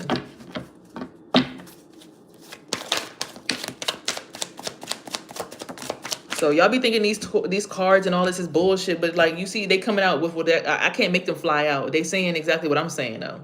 Achievement, exactly. Like I can't make this shit up. It's coming out saying what I'm saying. Because that's how it worked. The universe is aligned like that. That's why our ancestors trusted stuff like this. They threw cowrie shells and read the cowrie shells. Look at it. Healer. Exactly. Didn't I just tell you I'm a healer to help people bring out what their north node? Look at the healer in the north node card. Look. I just told y'all this. I just said it and the cards confirmed it. I said I do what I do so people can be back in their north node and heal and shine again. And look what come out. Healer and achievement. No, I'm not a horrible. It's just coming out with what I'm saying because that's what it is. You just don't want to believe it. You can't make it up.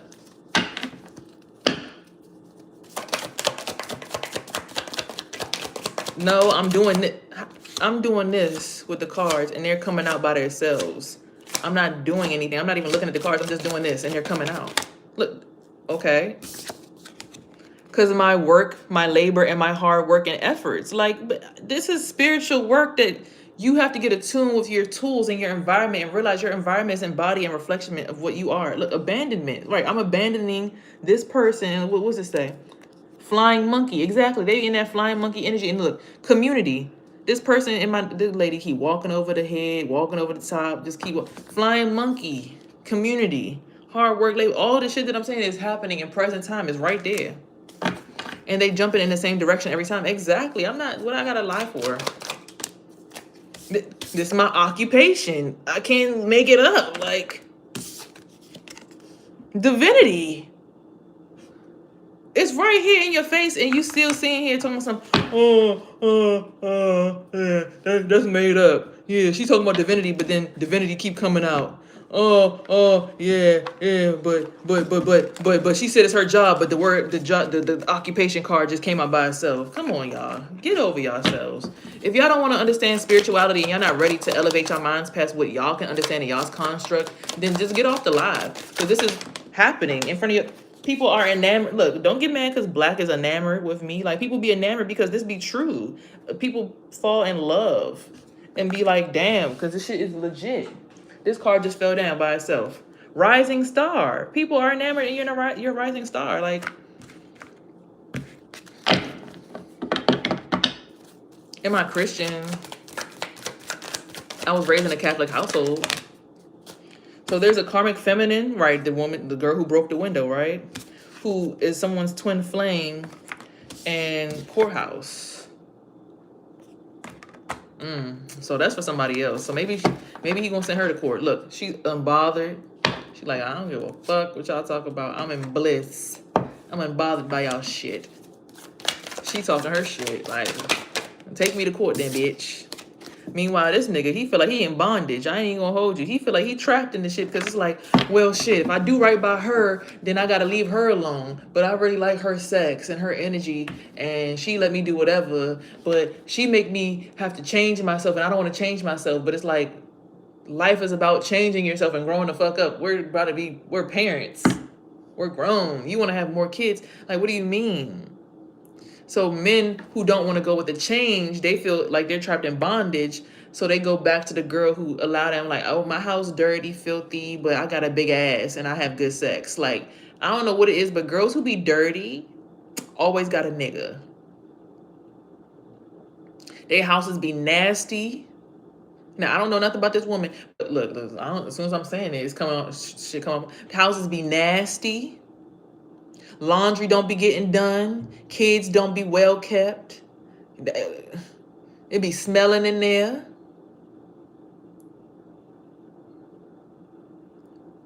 All them women's be having men because they sex be so fucking good. Something about a dirty girl be having good ass sex. And I don't know what it is. Now, I ain't want to talk because look, my laundry done. I get my ass in the shower every day. And even if I don't get in the shower, I skip one day. I make sure I get in the next morning. Sometimes I'll be sleepy and I'm like, I'm going to take my shower in the morning. That's the most you might get out of me. But something about them dirty girls, boy. Kid room be nasty as hell, smelling. They always be having a man. It's something about men who enjoy the distinctness of a smell of a person.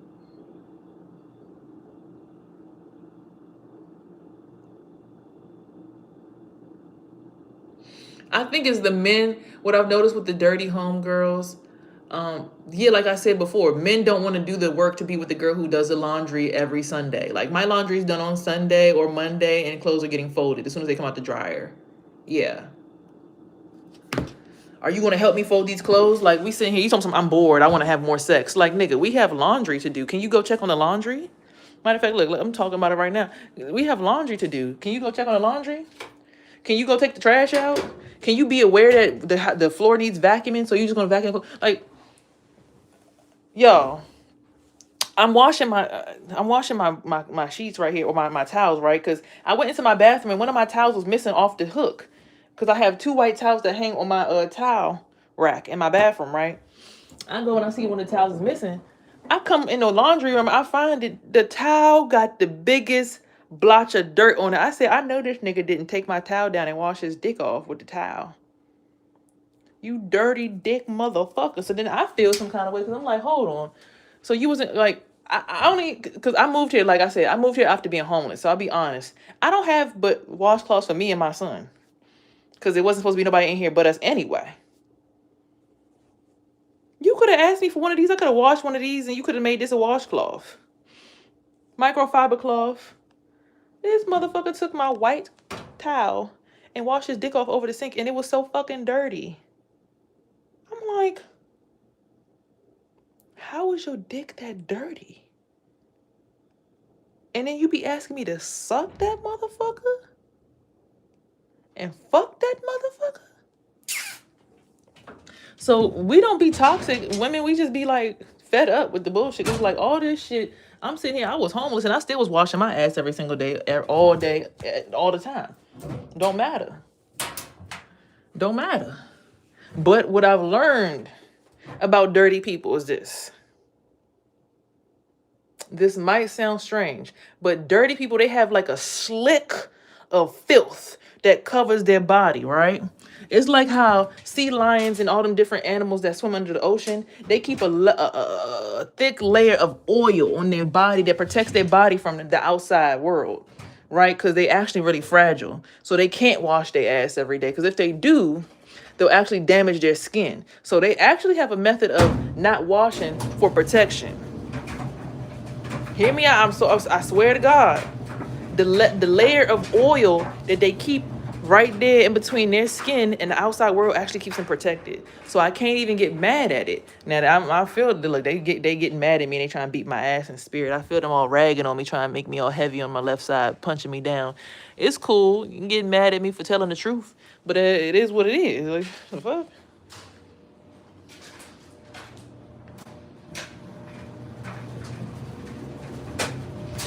Me when Bay come from the gym talking about something, can I get some? Look, dude be trying to have sex with me. I'm like, hey, you don't want me to get in the shower first?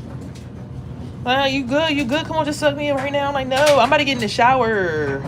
Like something about men they be liking dirty coochie. I think it has, again, when you get into your animalistic version of yourself, something about the pheromones on a person actually make you attracted to them. So like in Africa, right? And I don't want no Africans to be beating me up because I'm about to say this, but in Africa, you get attracted to a person based on their pheromones. Like, for instance, my baby father, his father's armpits smell so bad. I'm talking about they smell horrible. His armpits stink so bad. It smells with the whole house. And his brother.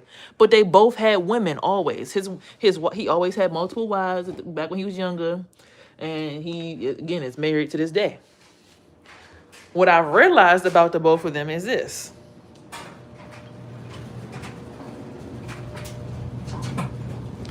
Women are attracted to a pheromone because it got to a point where even I started to smell my baby father's armpits and I'm like, and I would like want to be underneath his armpit. I'm like, what the fuck is this? It is a thing where we don't believe it, but we are attracted to pheromones. European culture taught us to want to be perfumed the fuck up and wear Dove and all this other stuff and smell like everything but regular body. Because what we don't realize in animals, the reason why dogs sniff each other's asses is because they want to be attracted to the natural pheromones. So if I smell your ass and it make me sick to my stomach, then I'm not attracted to you. I don't want you around me. It's when you smell somebody's actual pheromones and you want it, like you like smelling them, because that smell is the smell that they're gonna smell when they in their funk, right? And when you thinking about them to have the telepathic connection, the deep telepathic connection, when you think about them and you smell that smell, it brings that person's spirit to you and it makes you feel like you're at home. So I might have told y'all something that was kind of like, oh, what he did, what he wiped his dick on it and it was dirty. That's true. But whether you understand it or not, we're actually more attracted to each other when we can bask in each other's pheromones. Because you are attracted to somebody's body. Like, there was a day I think I didn't wash up before he came to my house, and he was like laying in my lap, and he was like, your pussy actually smell like pussy today. I'm like, what you mean? What the fuck? Like, I started getting self-conscious for a second. I'm like, what you mean? He's like, what the fuck? He was like, but he wasn't like, he was like he kept sniffing like a dog. Okay, so it's a reason why people stay dirty on purpose. Because if you're not naturally attracted to somebody's dirty smell, then you don't want to be around them. And the issue is, I don't like the fact that when you drink so much, like I would tell him to stop drinking. Like, don't drink, because the alcohol, I don't like that smell. That makes me sick. What's up, love? But like his natural smell, like his armpit smell with the smell of how his body sweats, I didn't mind it. Because it's like, I would smell it sometimes, like in my house, and be like, and I would feel like at peace when I was attracted to him and wanted to keep doing the relationship, right? They're like, girl, you know you going back next week.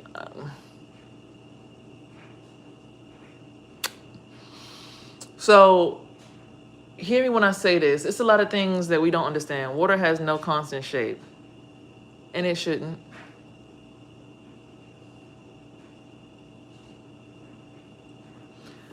But nonetheless, like I said, yes, my man be like, that smell, sniff, sniff, that smell. Yeah, it's like they like how dogs and cats know each other when they're in heat. Like I know what I like. I like the smell of my pussy. Like I like how my coochie smells. Like I know when I'm in. Like I know the difference between when I'm ovulating and when my period's about to come. It has two different smells. I like my body smell, but I always would feel self-conscious about it, and I would always get in the shower before somebody would come over to sleep with me. So when the day when I took the bath, right, and I'm sitting there, and he's like, "Well, you took a bath. I'm about to come over and eat that joint." I'm like, "Wait, what? Hold on. You about to what? You've been giving me hell about eating my coochie all this time. You want to come? Okay." And he's just sitting there looking at it, and he's like putting his finger. He's like, got this white stuff coming out of it. It's like somebody already nutted in this joint. And he's like licking it. I'm like, I mean, you did like 2 days ago. And it's like, for some odd reason, that weirdly enough, and this is why I'm saying this to say this to y'all people, like that weirdly actually made me a little bit more attracted. Okay, we already talked about it being pheromones. But like, he's like, I see why I want to eat this joint now. I was like, wait, what? It's like something happened in his brain within the last few days that like, I want to eat your coochie like every day. Like I want to, like I really want to. Now, of course, people like, that's manipulation. He's just doing it to use your car. And da, da, da, da. So on a 3D level, that's what it looks like. But on a spiritual level, shit actually changes and shifts within your body. And you become attracted to the way that people's bodies smell, how they taste. Like, I even had it where there's a point where somebody actually, like, we slept together and they ejaculated in me, and then they wanted to, like, give me head afterwards. I'm like, are you licking up your own sperm to taste your own sperm? Like, what's going on right now? I'm confused.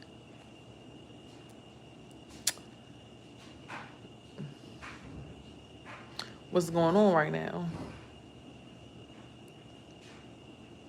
But when it happened and I thought about it, and I like thought about how he felt, like it made this sexual attraction more intense. So as much as I can explain, and this is why I say I do what I do out loud and I do what I do in front of people, because I need people to understand it's deeper than you just going to a relationship guru like, yeah, fuck that nigga. We gonna find you a nigga that's rich and you gonna get what you need out of life. Like sometimes it's not about the richness. Like sometimes it's really about your, like I can even smell his smell right now.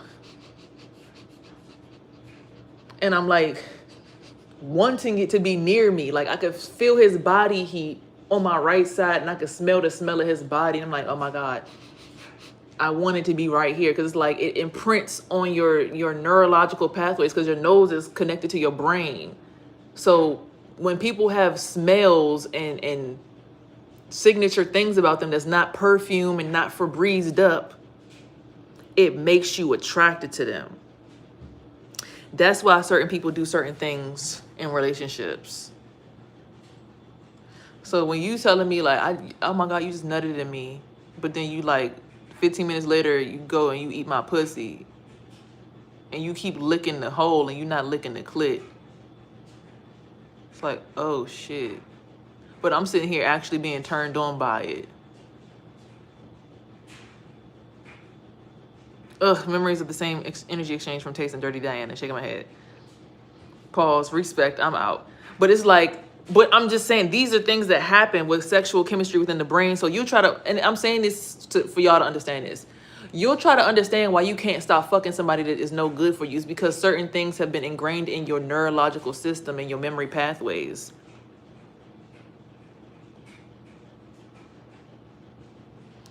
And again, when you're deeply entranced in just the act of sex, people be spitting in each other's mouths. I can't do that. That's disgusting. I'm not about to be like, Like, no, that's gross. I'm not spitting in your mouth. But some people love that because they get so enwrapped in what's going on that it just becomes, they want to become one with each other. So they're putting their DNA inside of each other. Oh my God, look, his thing is coming back. See, I knew I smelled him coming. See, his symbol is here now. His thing is the Y to the side with the line up the side. So it's like I can identify these things, and I'm saying he's back. He's here. He's here. He came, right? You see it? You see it? You see it? So it's like I'm just saying people be wondering why they can't get away from somebody who they know is no good for them, and I'm telling you why. Why did you stay in that relationship for so long? It's really a mental thing. It's really a spiritual thing. It's really a neurological pathway thing. It's science. It's quantum physics. Sam, I was just gonna say I know he near when I can smell him. Yeah, I just felt the whole entire cold breeze go through the middle of the house, standing right in front of me. Get out of my face. It's like I found you. Get off me. And you start feeling those vibes all up in you. I missed you. I swear I didn't go to nobody else's house last night. You lying like shit. Cold as shit. Get out my face. Like literally like grabbing on my thighs right now with the coldest ice like vice grip. Like, oh, get up out of here. Let me not sit down. Let me get up and keep moving.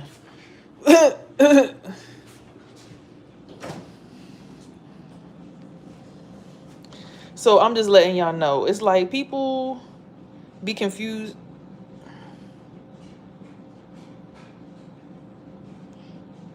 Y'all saw that? Like y'all saw the got this trying to stroke a bitch down on live. Like you talking all that shit. I'm about to hit that jump. Fuck you talking about.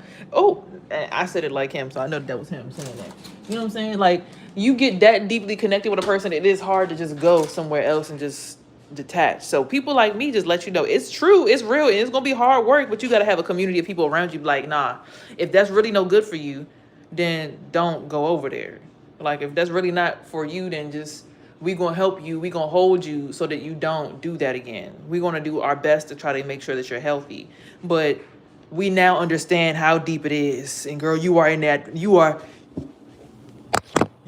deep down there. You are all the way down there somewhere, and we trying to come on, come on, come on. Oh, come on. Look. It got stronger. You saw it? Y'all saw it? So I'm just saying it's there. But it's like I'm here to let you know, like, just because all of that was that deep, like again, then we see lust, soulmate. That soulmate is supposed to help you get over the 7 deadly sins. Lust is a deadly sin. You can lose your life to lust with the wrong person, because if we're gathered in God's name, you're not going to do certain things like punch me in my hip, smack me in my face. Now, of course, if you was raised in that way where your mother abused you, and that's how you identify love, because you had a connection with your mom, which is kind of like the lustful connection, because that's how it is when you breastfeed your kid. Y'all make that connection and that bond at the private area, in the sacral area. That's just what it is, whether we want to believe it or not, at the womb area. And you make that connection. So your connection with that feminine presence also dealt deeply with abuse and neglect. So you identify abuse and neglect as an actual love language. Neurologically, it's burned in your brain to be that way. You don't realize it, but your brain tells you that if a woman abuses me and neglects me, it's because she loves me. But in order to not feel like you're not worthy or not acceptable, you do things like punch her, slap her, or make her feel like she's losing you or wondering where you're at, and not identify or not communicating on purpose to make yourself feel more empowered in the situation.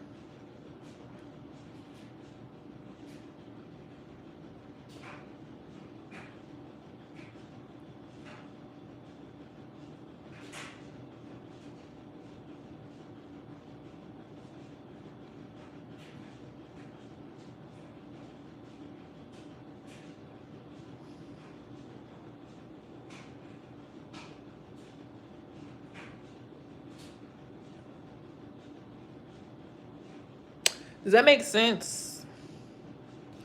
So as me being like this counselor of being able to channel people's energy so deeply, like you said, Vintage Bunny, I got so wrapped up in this trying to heal this person, thinking that I could be the one to help them heal, but realizing they gotta want to not get abused. They gotta want to see a woman treat them like a king. They gotta want to know that a woman can treat them like a king without them trying to impress strange ass men that have nothing to do with our relationship. Like, and if you had to choose between a relationship and being popular or walking around with dudes that you know ain't right or are slightly gay or want you to do gay shit for their friendship, then you go be gay then. Because I'm not going to be taking no dick up the ass because I don't like that shit. Just because you like that shit and that's how you get your day started don't mean I got to do that because I don't like that. It was nice to visit your body and see what it felt like in your perspective, but in my body, I don't like that. In my body, I don't like anal penetration, but when I'm in your body, anal penetration makes my erogenous tissues feel like, oh my God, this is about to be one of the best orgasms I'm about to experience in my life. Like, this shit feels so amazing in your body, but I don't like that because when it actually happens to me, I feel like, you understand what I'm saying? So it's like you start realizing like, oh, so is he down low? Like, no, he's just a person who, like, again, when you get so freaked out at such a young age, you start exploring all areas of sexual stimulation.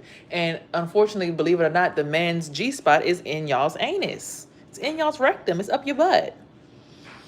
And a lot of men never get to truly experience the best orgasm possible because they get so self-conscious about that. Whereas a woman like myself who knows how to stimulate a man anally without actually putting my fingers in his ass, I could help you get there. But it's just sad to me that you need that, but you can't really honestly openly say that. But then because the internet will say, oh, these niggas be letting niggas put dildos with their ass. But it's like,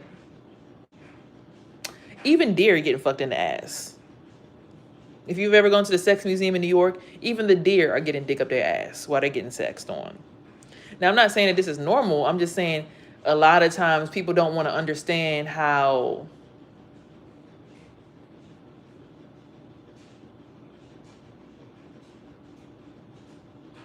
there's a lot of different aspects to sex. And a man should want to marry a woman and explore his sexual autonomy fully without feeling shamed about it, laughed at about it, or anything else. But you got to understand a person's track record to understand why their sex is the way it is. Like, if a dude start wanting to smack you in your face and punch you, somehow being sexed on turns that person on. Why? Because when they used to get beat on when they was a kid, they would use intimacy or things like that to make the pain go away. So in their mind, the only way to make pain go away is through sexual stimulation. So when they feel pain, the first thing they want to do is have sex. And when they want to have sex, in order to get aroused or erect, they want to get violent or angry in order to make their dick get hard, because their brain has neurologically been programmed that things that are violent make your dick hard. Right? So I do what I do to let y'all know that there's different levels to the understanding of the relationships that y'all are in. I'm not here to, oh, I'm a witch bitch with tarot cards. Like, that's cool too. I'm that. Yes, I'm the girl who got abused and it went through a crazy relationship, but I now understand exactly why. Because that person was raised in an environment where that's what the norm was. That's what they did. Like, my mom beat me, I might go beat my dick to make the pain of my mom being so fucking cruel to me go away. So every time she beat me, I go beat my dick. Then when I finally realized how to go have sex, it's like, oh shit. My dick not getting hard is because your mom and her nurturing energy came with an ass whooping. So you need to actually either beat somebody and feel that pain through their body by channeling into their body, and then feeling somebody punch you because nobody's willing to like just smack the shit out of you. He used to say things like, you just smack me. I'm like, I don't want to smack you. I don't want to hurt you. But he realized would like it when we would fight. Like when we was in here the other day, I flipped him on his back on the couch. He's like, damn, you got strong. That was not because he's gay, but because of, man, oh, you want to, so then people do get confused about their sexuality, because it's like, well, damn, why am I aroused around men? Because men have a dominant way of just pushing their way through a nigga after he was beat his whole life. So it reminds you of when your mom used to whip your ass. So now you questioning whether you gay or not, but the whole time it's really just a mental psychosis of you like people to be dominant to you. Like, he's really a man who probably would want to get tied up in bondage by a woman. But he can't realize that right now because all the men that you hang around say fuck bitches, get money, and something about them and their energy turns you on. But it's like, it's not them, it's just the dominance that they exude that makes you aroused, because you was aroused by dominance your whole entire life. See, I know how to read a person really deeply, and that's why they don't like me. No, he's not gay. He's not gay. It was just every time he was aroused when he was a kid, it came from him getting an ass whooping. So when you exude dominance over that person, so imagine this, your whole entire life, you get beat on by your mother, and your mother's the only person that gives you nurturing energy. So whenever you want to feel safe, that nurturing feeling you get from a woman, you crawl into your mom's energy, but you do it after getting your ass beat. So in your brain, in your nervous system, it's programming that pain and dominance equals sexual satisfaction and safety and intimacy. That's how your brain is being programmed for years. Then you grow up and start having sex, but you trying to figure out why your dick won't get hard, because these women want to love you and be all, baby, I love you, oh my God. But it's not making your dick hard, because your dick only was getting hard because your mom would beat your ass and you would jump in her energy after the ass beating, and your adrenaline would be so high from getting your ass beat that's what made your brain, and then the mom might have even noticed it and then started beating you more because it helped give her energy. You understand how sick shit could have been? So then when you around a girl that want to love on you and kiss on you and treat you like a king and run bathwater for you, your dick not getting hard because she not treating you like shit, like your mother used to for the last 18 years. So then you get around niggas that treat women like shit, and the energy reminds you like, oh shit, that's that energy that kind of made me feel like, and it made me feel like submissive, and you start to find, and then the dudes is taking care of you, buying you clothes. You start thinking you gay, but you're not really gay. You just attracted to something that's dominant because your brain was programmed to be sexually stimulated after abuse. So then the men, when they abuse women, it teaches you to abuse women, to feel dominant over them. So then you're able to control, and that little bit of control makes you feel turned on, because now it's not you being controlled. So now that's somehow the power dynamic shape or flip-flop shape shift is now turning you on. So that's why a lot of men beat women or are aggressive or like narcissists. It's literally some sick shit that happened to them when they were kids. But you really got to read the whole entire book and a play and read a person from the top of their toe, from the top of their head to the bottom of their toes, so you can truly understand the person. That's why this person probably always will come back to me, because it's like I deeply understand this person. This person is not just a human to me. I understand the whole entire genetic makeup and dynamic of this person from top to bottom. And that's why, even though I know that they want to have this dynamic with me and I don't like getting beat on, I still have a love for them, because I know how that is. Because my sister used to get beat on, and she is the same way. So I still love the person because I understand them so deeply. And that's where these toxic relationships online are coming from. Or they in a toxic ass relationship. Why the fuck they still together? They understand life, spirit, emotion, and physicality. They understand each other on so many different levels that most people don't even get to scratch the surface of, because everybody's out here living perfumed, filtered, expensive lives. Everybody working hard to make money to get an expensive car, putting on Ferragamo perfume and wearing big ass belt buckles and shit, smoking the loudest weed, getting likes and follows and views. So in a world where everybody's being fake and no one's actually being themselves, no one's finding love. So the people are like, why the fuck are these other people in love and they ain't got shit and all they do is fight all day?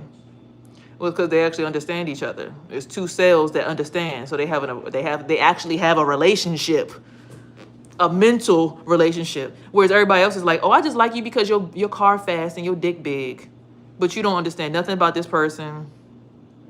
You don't understand why they act the way that they act. You just like, well, he fucked me good and his car nice and he treat me like a queen. But then you get bored and you cheat on him with some other nigga that's a scrub. You see how that goes? Like, oh, I got the right man, but even the women with the right man cheat. Even men with the right woman cheat, because eventually shit get boring. Because it's like, oh, something in our bodies as humans is enticed by chaos. That's why it must exist. That's why we have the yin and the yang.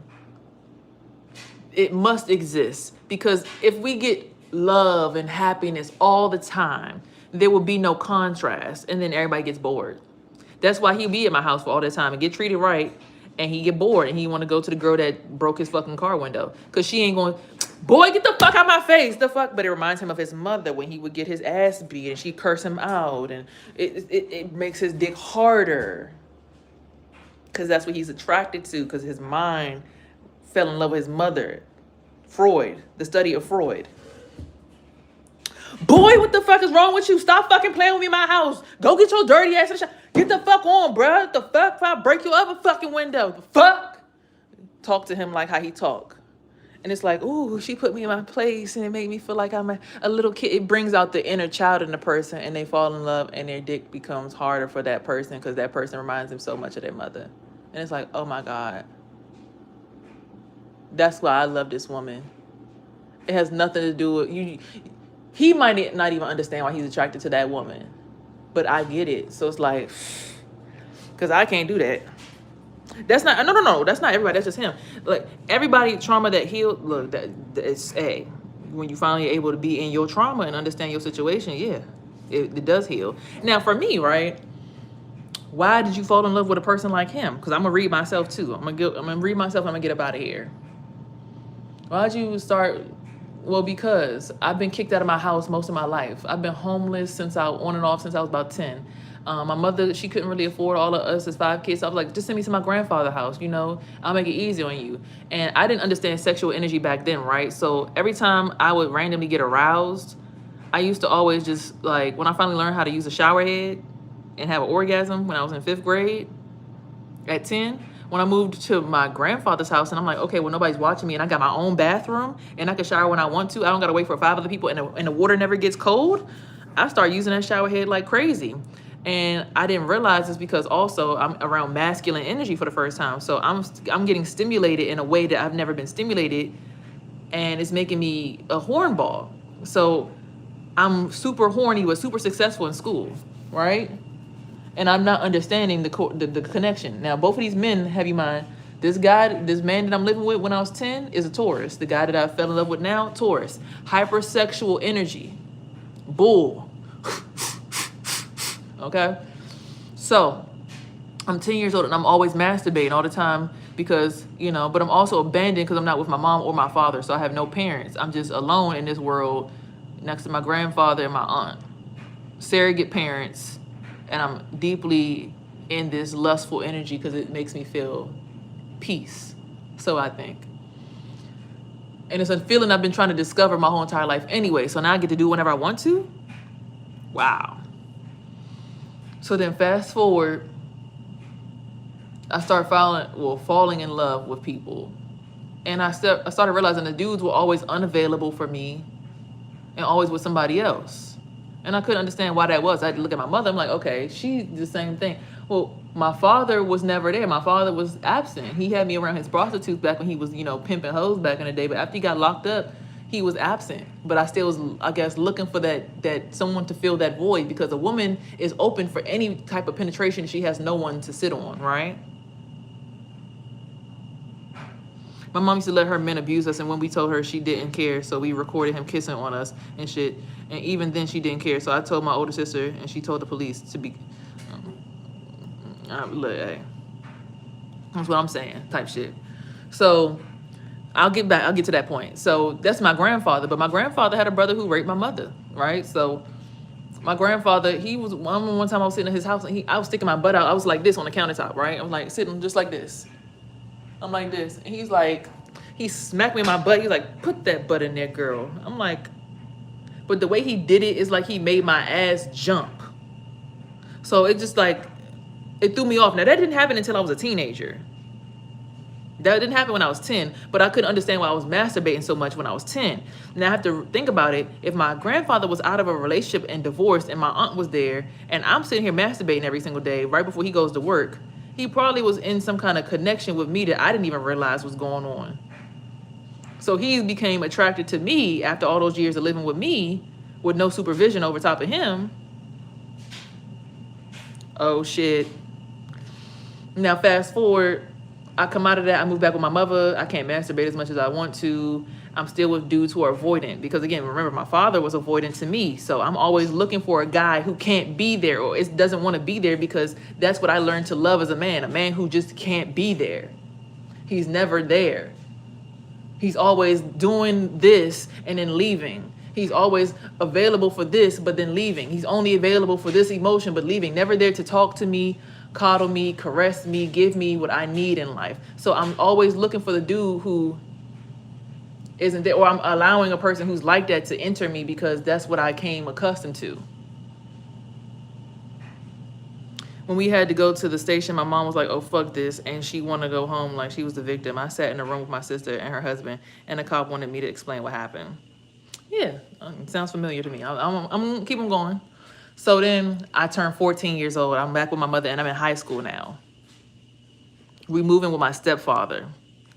The masturbation in the shower head comes off the wall this time. I don't have to lay on the bathtub and let the water pour down from the bathtub nozzle all the way down to my body.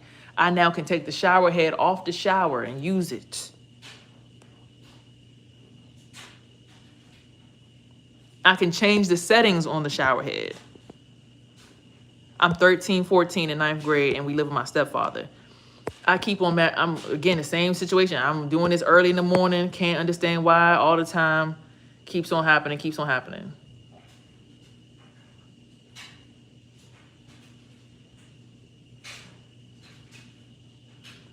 It's not until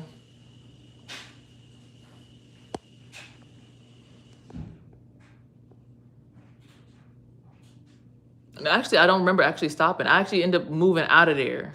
I moved to my father's house and my grandmother's house.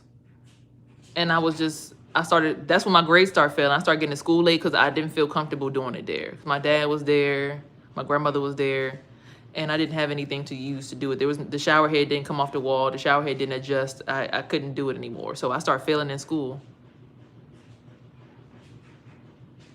because I was so used to masturbating every single day. I started failing in school. Eventually, I move in with my boyfriend because I want to be closer to school because I don't like riding the metro to school every day. And I move in with this boyfriend, and he is sexual. He's a senior at my high school, and they live in the same neighborhood as my mother and my stepfather. So I'm back living. I'm now my mother's neighbor, but in my boyfriend's house. Strangely enough. So the same thing. He's coming in the bedroom every night to come get on top of me. Woo, woo, woo, woo. But he also supposedly has another girlfriend.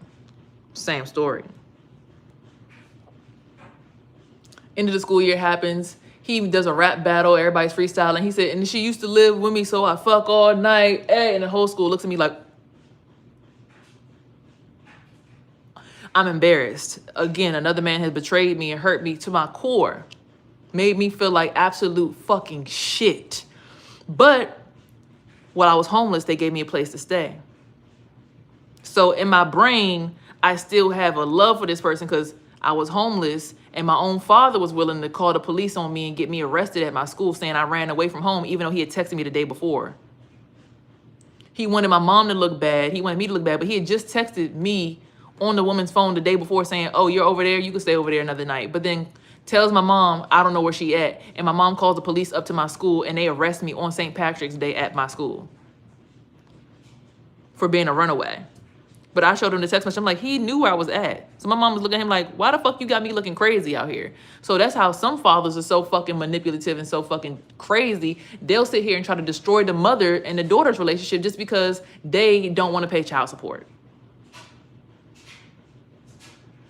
Oh, I'm writing a book already, but I'm just healing out loud. So all this transpires, and I'm still left to live at this boy's house with him coming in the room, fucking on me every night.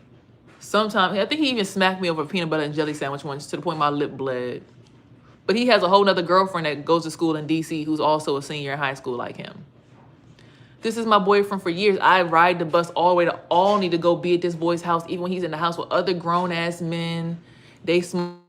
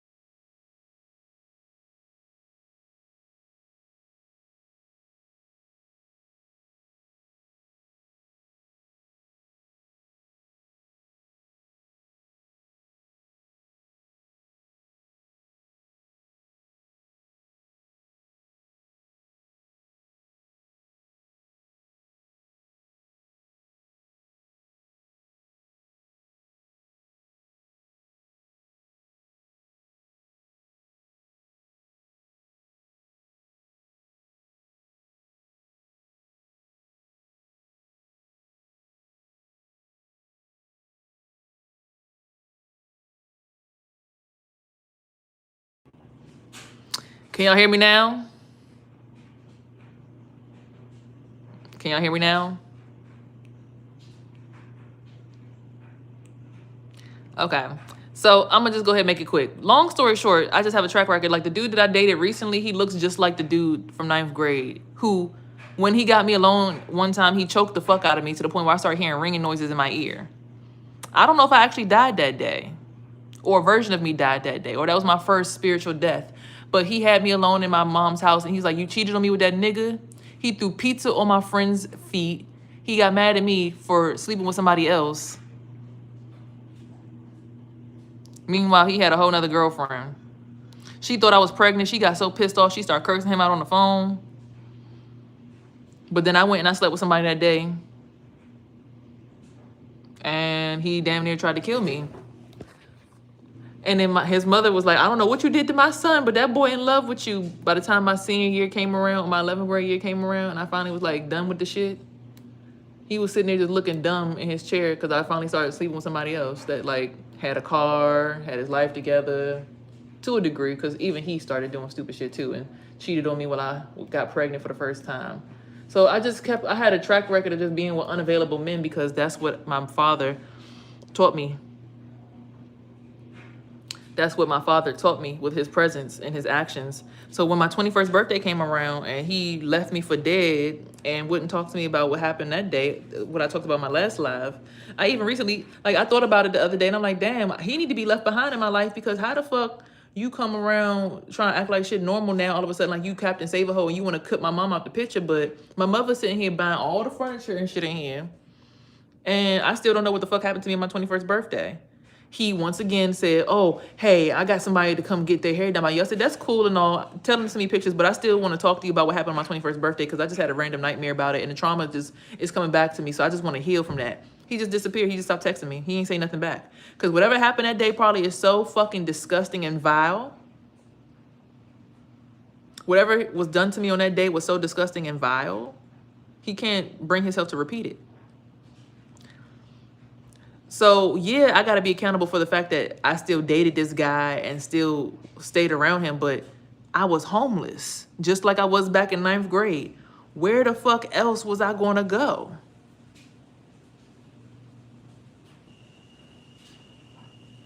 That's what happened again. This was teaching me what happened throughout my whole life. This relationship was literally every single relationship I had been in one person.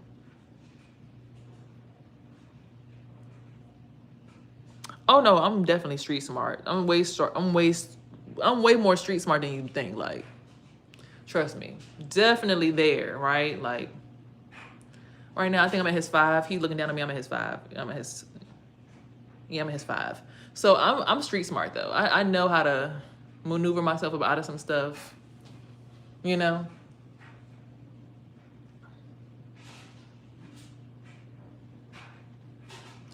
I know how to get around. It's just I've turned my gifts off because I mean when he's here, he turns my gifts off. He wants my gifts off. You see the V? You see it? He wants the gifts turned off. I don't want them turned off. Oh yeah, I know I survived. Everyone was asking me if I could read him for filth like that. Why can't I read myself, and why did I stay in a relationship like this? I'm just giving y'all. I sleep in a car before I let a bush play me and stand for something or fall for anything. No, I slept in my car every single night. That's what I'm saying. I slept in my car every night, but this was the only person that was like, again, when you get into your spiritual version of yourself, you got to be connected to some kind of masculine source. Something's got to be consistent for you.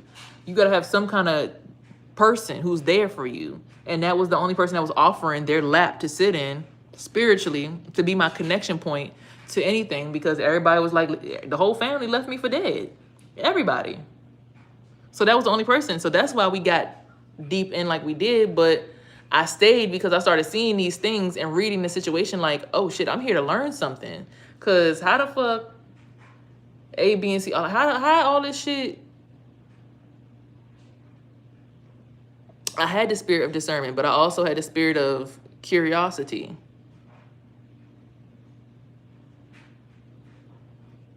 So I realized like, okay, this person, they ain't the best person for me.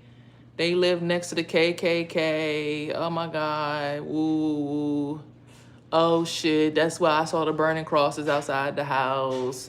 I understand. Oh, this was my soulmate from like a long time ago. That's why you're here. I remember you from like 2000, like 19 or 18 BC. Like, you know, like, oh wow.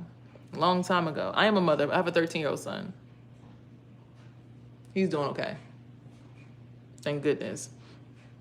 But yeah, I just understood what I needed to understand, and I grew from it. So why you let that boy in the house? Because I understand people be needing a certain kind of something. But like I said, if you happy over there getting your ass beat by that girl and let her break your windows, because that's what reminds you of your mother, then you go over there. But don't come over here trying to beat my ass and make me submit to that shit. I learned that I actually don't like the men that my father is. Like, I don't want to be with a man like my dad. I learned that.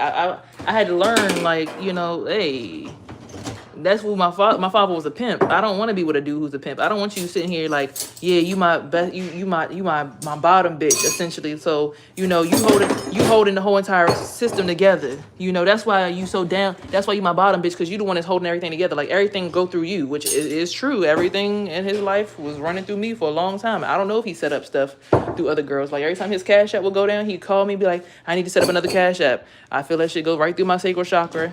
I'm like, oh shit. So I don't know if he's took an initiative to set up stuff through other people yet. But I think it's when I finally be like, all right, I'm done with this learning myself through somebody else. I'm ready to now face myself by myself. And that's the phase that I'm walking into now with this new beginning. It's like, okay, I learned a lot about me through you in the spotlight in front of people. Now it's time for me to pull back out of that and just learn more about me through me. Like, I don't need you to be, you know, a projector of what I'm actually healing through by watching you. I can just watch myself and look like, oh, I stayed in that because I was broken as a little girl, because I was always available for absent men. And I have a really big lust in me, but that's because I was always lusted after. So that's the only energy that made me feel comfortable. So that's why I always wanted to have a vibrator or something in between my legs. That's why I was like that. Oh, I understand me now. And that's why I say what I say on live and in front of other people, because it's like people really be like not knowing what's going on with them. They think when they have a mental disorder or something, it's like, no, you got to look at what happened to you when you was a kid before you reached the age of 7 and understand that trauma is still processing through you until you actually look at it in his face and say, damn. My granddaddy probably was feeding off my sexual energy when I was 10. That's why I became so horny all the time. Damn, my mother knew that my stepfather was feeding off my sexual energy, and she became accustomed to it because she was doing it too. They both was benefiting from me playing with my pussy in the damn car. I mean, playing with my pussy in the damn shower when I was in 9th grade. So damn, that makes sense. Okay. And she probably was so willing to kick me out of the house at that age because she probably was trying to do it to actually protect me from him. She probably was trying to get me to not be around her husband because she realized how fucking horny he was and how he was attracted to my energy over hers. Because essentially, when you become a grown-ass woman, you start to realize, like, damn, my child's energy is kind of the energy that's percolating through my body, especially if I'm leaning on one child more than the other just because they're older. You start looking at shit like, the last dude I was dating, I would always get like self-conscious, like, oh my God, what if my son could hear me having sex and then his dick would get harder? Like, my son's energy would enter the room and it would make things like more real for him. Like that, because my son has childlike life still in him. He's still, you know, vibrating at a high frequency because he's not trying to have boundaries and borders and people not using him sexually. People still regarding him as a child. Whereas when you get older, people be like, bust that shit wide open. Come on, let me see. And if you've allowed access to a certain amount of people, they have access to your signature and you can't take that back when you say, unless you actually take it back. But most people don't want to because they want to stay famous or relevant. So through me looking at what happened to me in my childhood and my teen life, I now understand myself as an adult. So thoroughly, that's like, even though I'm going to get read in a room for filth, like I'm going to scroll on the internet. When I get off of here, right, I'm going to scroll on the internet and someone's going to tell me something about myself and it's going to trigger me still. Why? Because it's true. Not because it's not true. And it's just what it is. We as humans are going to be triggered because chaos is normal, because in order for you to understand how good it feels to be at peace, you have to be constantly triggered in order to enjoy the peace.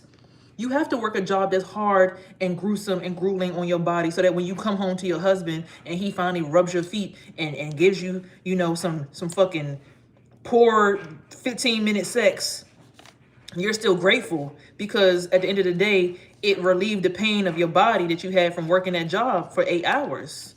So you're more grateful for people because they're the ones that are actually willing to sit there and do it. So even with this last relationship, why have you been with that guy all that time? Because at the end of the day, he's still the only person that was sitting here like willing to actually still come over here and do what everybody else. I mean, people, I could have found 1,000,001 dudes to go fuck me, right? But like, do I want that? No. But you still find gratitude because like, damn, at the end of the day, this person did give me a home. But then you realize that's trauma from when you was 14 years old because that dude and his mom gave you shelter in their house, in their home, even though the son was acting up, fucking on you, acting crazy, being disrespectful, and literally just fucking girls in front of you and your brother, like, willingly. The dude was fucking disrespectful as shit. But you got numb to it because you were in a space of needing someone and your family wasn't there for you. Because they thought they were protecting you by keeping you away from the stepdad pervert, not realizing you moved in with the new pervert. So it's just a cycle of people just not being accountable for their shit, but then the people who finally do become accountable for who they are and what they are start to heal other people around them. So when I become accountable for everything that I've been through, it can help everybody else be okay with being accountable with the fact that half of us ain't worth a goddamn. Half of us ain't shit. Half of us have done so much fucked up shit, but we just can't look in the mirror at it. But when you finally able to be like, damn, yeah, when I was 10 years old, I did put that little girl on the countertop and I did lick her coochie. I was wrong as shit for that. I can't believe I did that to that little girl. But I was 10 and I thought I was curious. I didn't know that I was doing something wrong to that little girl. My older sister, I didn't realize the reason I wanted to play house with her and make this energy come between us because I was being raised around women who was being gay. So I thought that's what I was supposed to be doing. But people don't be ready to face that version of themselves because in America, I have my nails done. I have a hot body and I have the bundles down to my ass. And the ass is assing, and I'm in the gym, and yeah, body right, face T, purr. No one wants to be funky and realize that the reason a nigga really is attracted to you because he like the smell of your pussy when it's dirty. Because that's how your body naturally smells. Nobody really wants to face the fact that when you got your armpit sweaty as a man, your woman like you like that because I naturally am attracted to your pheromones. Nobody wants to get to that version of life yet. And people like me who are vulnerable on the internet help people really process that version of themselves. Like, you don't really like that nigga. You like the fact that he makes you look good because of what America tells you is cool. You don't like that nigga. He got a grill and he got long locks. You don't give a fuck about that shit. That grill smell like shit. That nigga is abusive. You don't really like him. It's just, he pay for everything and make it look good. Well, hold on. You wouldn't abusive nigga who don't have money, but I'm genuinely attracted to his pheromones. I'm attracted to his storyline, wanting to help be. I'm a healer. I'm attracted to that. I'm attracted to wanting to heal boys who are going through shit because he reminds me of my son. And it gives me a nurturing feeling to help him out of his situation, even when he don't do right. Because my son still don't do right, and I still protect my son.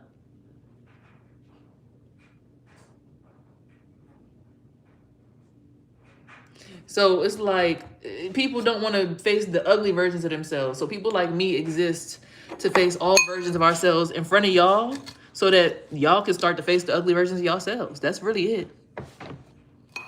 That's why people like me tell our business online, because it's too many people online pretending to be, oh my gosh, I'm an internet baddie, baddies, all the baddies come to the front. If your ass ain't acting like this in 2026, you ain't on shit, bitch. And if a nigga ain't paying your bills, you're not worth a damn. You're just mad at me because a nigga's paying all my bills. And yeah, bitch, you bitches ain't like me. My body's tea, pure, purr. It's all real, all natural. Like, if I'm giving y'all that, then everybody want to be like, oh yeah.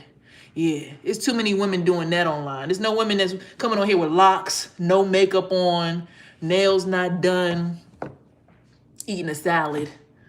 Everybody, I got filet mignon steak. I make lamb chops seared every single night. Oh my goodness. My man will never not have mashed potatoes and a vegetable. Over here, I do it big. Yes. Everything from scratch. We don't do canned shit. What is canned? Kicks the can. We don't do nothing canned over here. Everything legit. Like, that's what y'all want. That's all y'all get on the internet. Y'all don't get nobody that's just like, I've been through abuse. I have a job, thank you. I'm a licensed cosmetologist. I'm actually waiting for my interview for the wig making, and I have a job over at Ross. Additional to that, I'm actually also in pharmaceutical school, and I actually make my own herbal remedies, all while also helping people heal their mental through doing self-journaling, and I also make my own pills. And I actually have a active music career and music you can go download right now off of Apple Music and all streaming platforms, even Tidal. So I'm actually well-rounded in my existence. Thank you very much. So come for someone else. Don't play with me on my platform. Like, come for someone else. Don't play. Oh, you want to do that? Okay, cool. Cool. That's how you feel? All right. Play with yourself.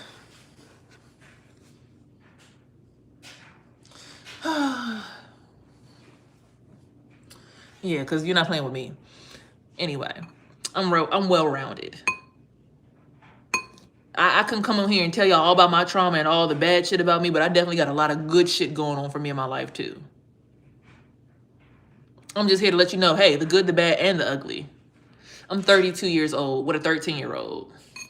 And I don't do any drugs. I don't smoke. I don't drink. I don't do anything except for tell my truth and drink tea.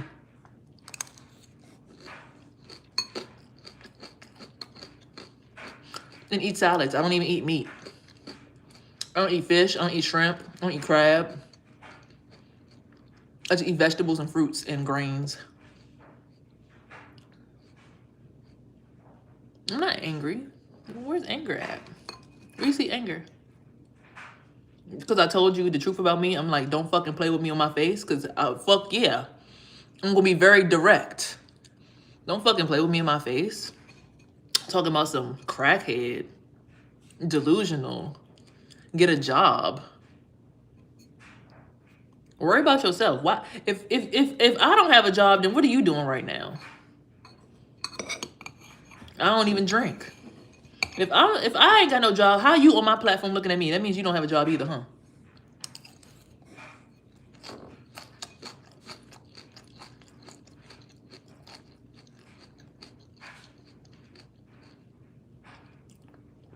What makes you think I don't understand it? That I'm going through my spiritual journey and learning all facets of myself through everyone that I get to experience. What makes you think I don't understand that? What makes you think that I'm not just understanding that I'm just a feminine who's experiencing the masculine and we're trying to help each other heal? What makes you think I don't understand that?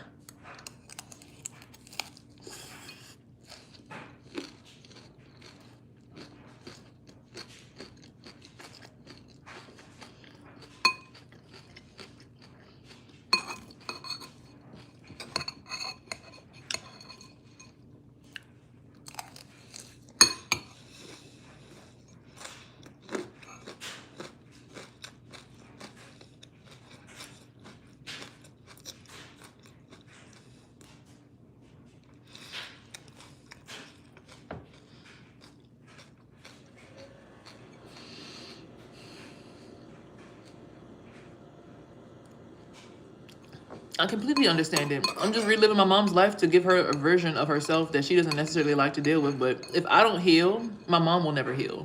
She'll never see herself for who she truly is. She'll continue to think that her having a nice car and big tits is enough.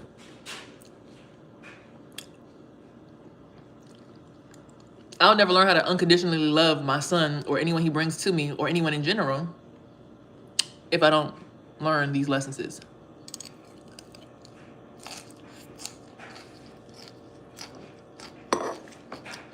Yeah, I'm way past where God experiencing himself. Nigga, I done jumped into different timelines. I done quantum leaped into different timelines at this point. Like, I'm now on a part of exploration without even having to leave my house. I'm at that part of the journey.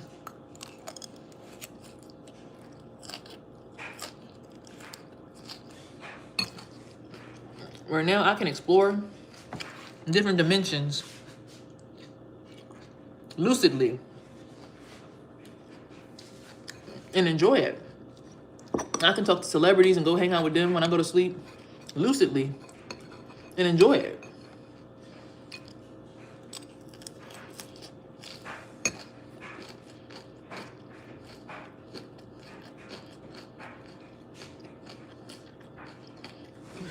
And so I'm really calm.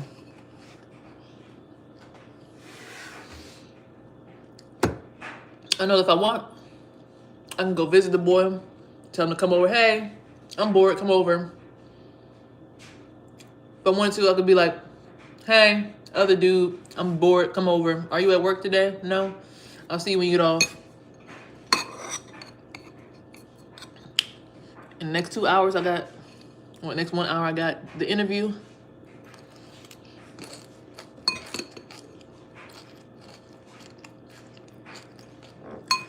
Yeah, I don't need drugs to astral project. I think that's really weird that people have to use drugs to astral project. Because then it's like, what if you forget what the fuck you're doing and get stuck somewhere?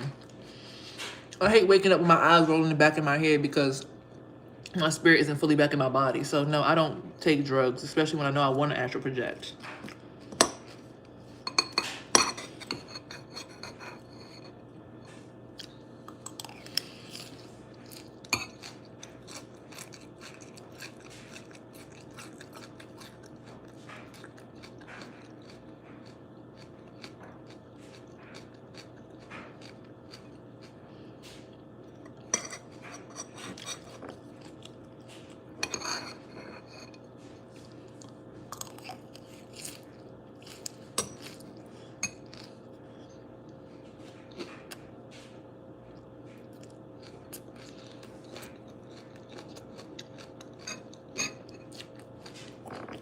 What's up?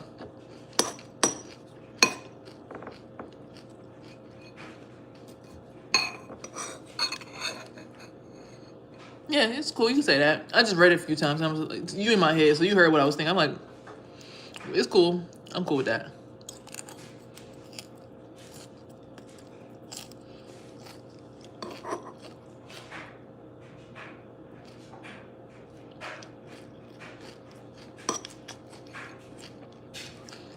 Oshun and Yemaya. I got married in my dream last night. They've been trying to marry me like for the past 3 years to the same person, which is the person I'm with now. But it's like, I'm eating an everything bagel salad.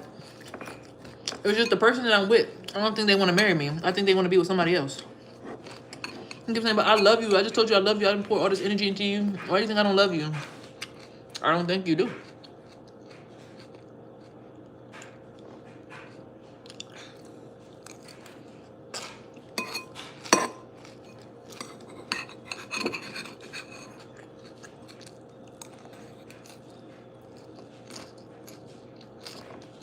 No, I'm just black. My ancestors are Native American and Gambian.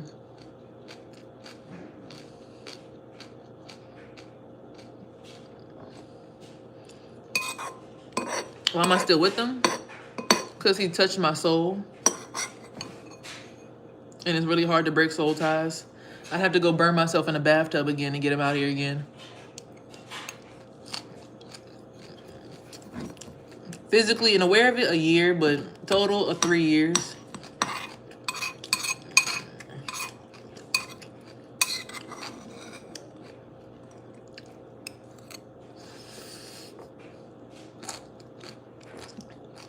Well, female intuition just says he make you happy with certain things, and a lot of times you don't even want to be bothered with a dude that much, so what's the problem? It's just how it affects my son I don't like.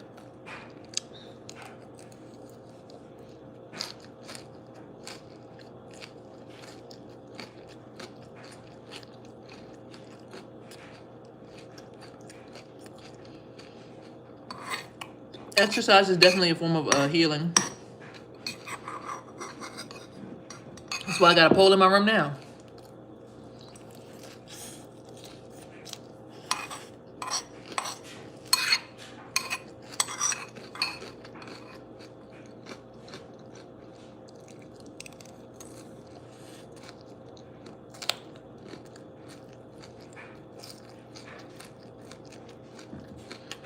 Well, the kid isn't his kid, so you know, that's where the major issue comes in, because it's not his kid.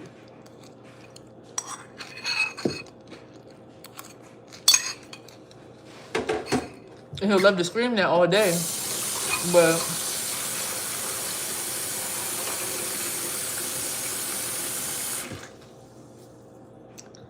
you can't date a woman with a kid and not be responsible for the kid, because you're responsible for her.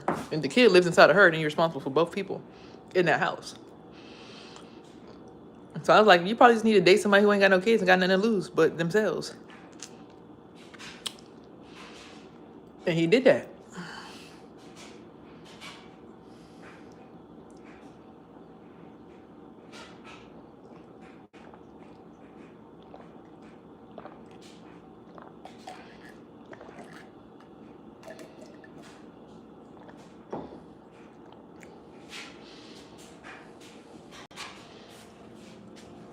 It's cool. Everybody calls me crazy. But if one person don't look crazy, then nobody's gonna start looking, you know? You gotta be crazy enough for people to stare. That's how life looks in my eyes. You gotta be crazy enough to make somebody look. Because if you're not crazy, they'll never look. But once they realize that they're looking at something that's actually the epitome of sanity and that they've been living in crazy their whole lives, they're like, damn. Fuck. So it's like, I understand exactly why that boy went to other girl. I understand why he liked me. It's the best of both worlds. You need one abusive chick to fulfill that childlike desire, but you also, as a kid, want that one woman that will hold you and make you feel like you were seen. No matter how fucking stupid and how dumb you acted. It's like, I'm what he wished he could have did with his mother, right? Like, even when I was bad, I wish my mom would have loved me. Because he sees that I do the same thing for my son. So he low-key is jealous and wants to be my son. But they both have the same life path, number 8, year of the dragon energy. So, you know, there's that, you know. And having multiple dragons is always fun. Like, could you imagine having 2 dragons? Child. That shit is fun. But I can't tell y'all no more. Y'all don't need to know about all the things that I know. Right? I know too much. But I can't let y'all know everything that I know. Okay? What's my sign? If you do abusing how you think your son feel. That's why I can't date him. Because on a 3D level, I can't date him because of how it looks to my son. On a spiritual level, fuck what my son say. Because my son not going to die with me. I'm going to die by myself. My son's going to fuck other girls that's going to want to be in my space and all that. It's like, who the fuck cares what my son has to say?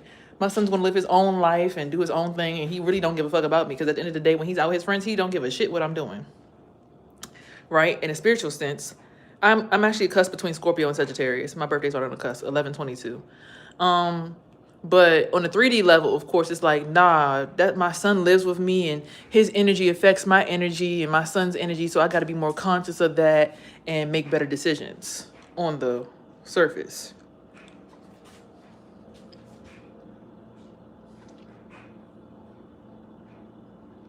What did you just eat? A salad?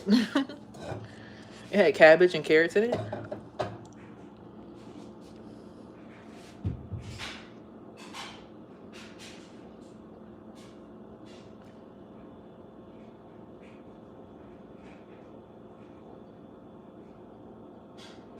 My son's 13 years old, so he still needs me. So that's why I'm like, as much as I want to just peel off and just go do this relationship thing and be like, fuck it, I got to go ahead and find out the rest of my spiritual journey and, you know, do my thing, do my big one.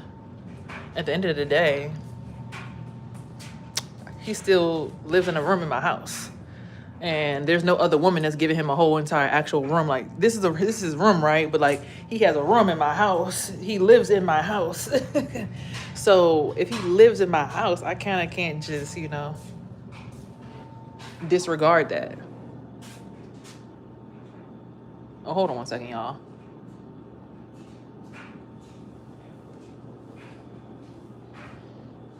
He needs my help.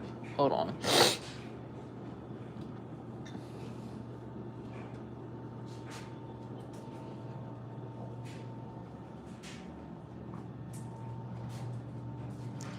Yeah, and he knows what's going on. He knows on a whole nother level. He acts like he don't, because of course he wants to still be, because you know, you got to be held accountable for what you do know. That's why it's not good to expose your level of knowledge in this world. That's why everybody's so secretive and acts like there's somebody else on the internet.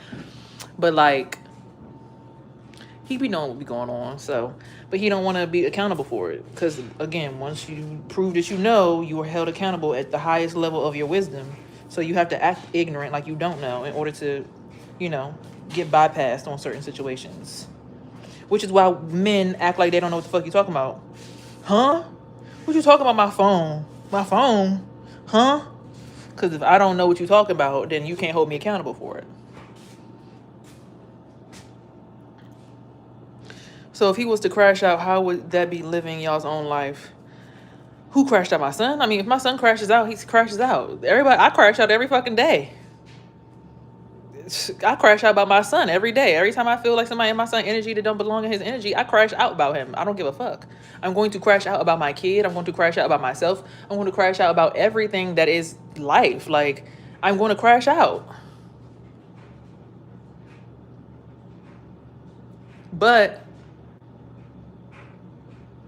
oh, he's never going to do that, because at the end of the day,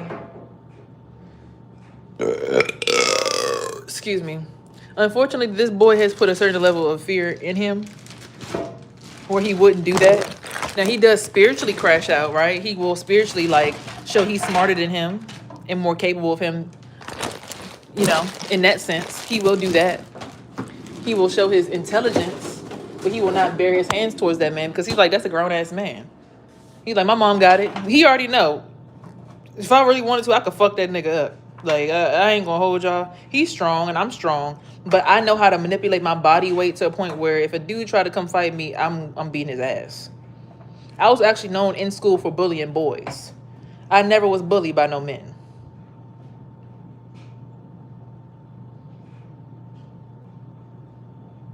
I'm not chaotic. I just have a neighbor who's upstairs in my energy right now trying to, like, clear the energy because she feels it's a bunch of stuff in the solar plexus area. So it's not my chaotic. It's just she's African. She's, like, ready to live in her peace, and we kind of be connected like this. So she kind of want to, like, tell me to get offline so she could, like, enjoy peace. So I'm not being chaotic. She's just in my energy like, okay, wrap it up. You've been talking to them for hours now. I would like to rest in the house. There's too many people running through here. You got, like, 3,000 people that done came through the house. Like, wrap it up. So she's, like, trying to, like, speed it up. Like, okay, I'm gonna make you uncomfortable now, because this shit doesn't need to be over with. Like, fuck that shit. Fuck that conversation. No, because literally, as soon as y'all said chaos came through, she just started walking above me like, doom, doom, doom, doom, doom. And you're like, you know you're chaotic, right? I'm not chaotic. I just feel that energy.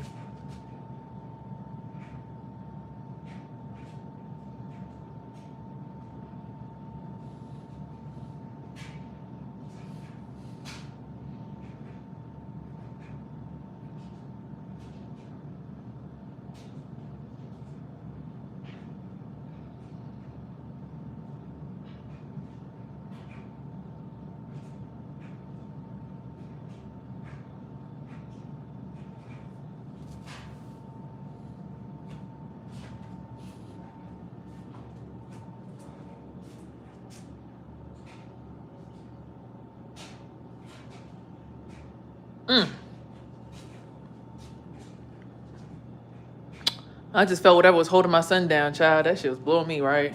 I look up at the walls is vibrating. You know how when you finally look at solid matter and it looks like it's liquid?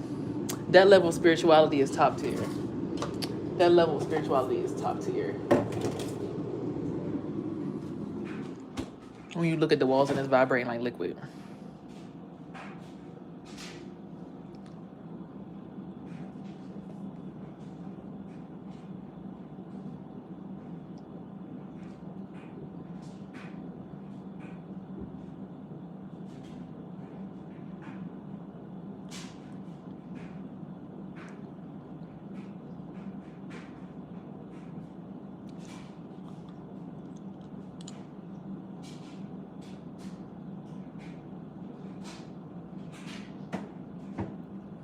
Appreciate you. I appreciate you sending the love and positivity. And again, if you still haven't realized that the world is literally just matter that moves at 1,000,000 miles per hour, everything is fluid, and our minds, being that we agree on certain things, makes it solid, then you really don't understand alchemy and the power that you have on this earth. And I can't wait till you finally get to. I can't wait till y'all get to that level where you start to realize that your wall is literally only there because you're deciding to say that it's right there. and you and the people who built it and the people who live around you agree that it's there. But really, when you get spiritual to a certain degree, this wall doesn't even exist.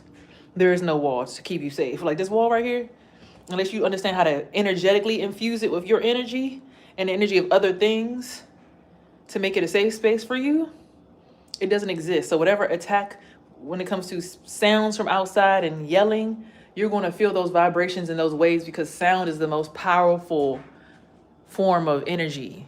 That's why you can sound heal yourself. You can listen to certain frequencies at night that make you feel better, which was funny because the person I used to date, I would play healing frequencies at night and they'd be like, can you please turn that shit off? And I'm like, if you just let it play, you would heal too. So I'm like, either this person really don't want to heal, really is demonic, or doesn't understand that sound can actually heal them. Like they really enjoy this version of their personality. I don't know which one it is, but I tried to, but he taught me a lot, so he don't want to listen. He don't realize that we're both supposed to be teaching each other. But then again, he doesn't want to be held accountable for his level of intelligence, because if he's held accountable for his level of intelligence, he might have to control alt delete, you know?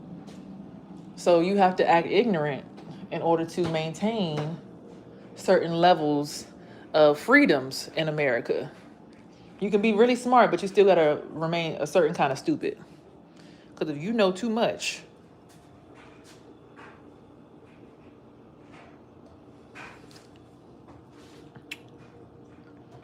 hold on, how you know how to time travel? You're not supposed to know how to use your pineal gland like that. You know how to time travel using your pineal gland? Who taught you that? Now I need to go find out who taught you, and then knowing everything about the world and then having to live in it like a normal person or a regular person is crazy. Cause like, look at how I'm standing. Like, look, y'all, look at how I'm standing. Like, knowing too much makes you stand like this, like, cause you feel it coming through the soul. It's like, you know, holding shit in, like, hold it down. Don't come up past the 5, like.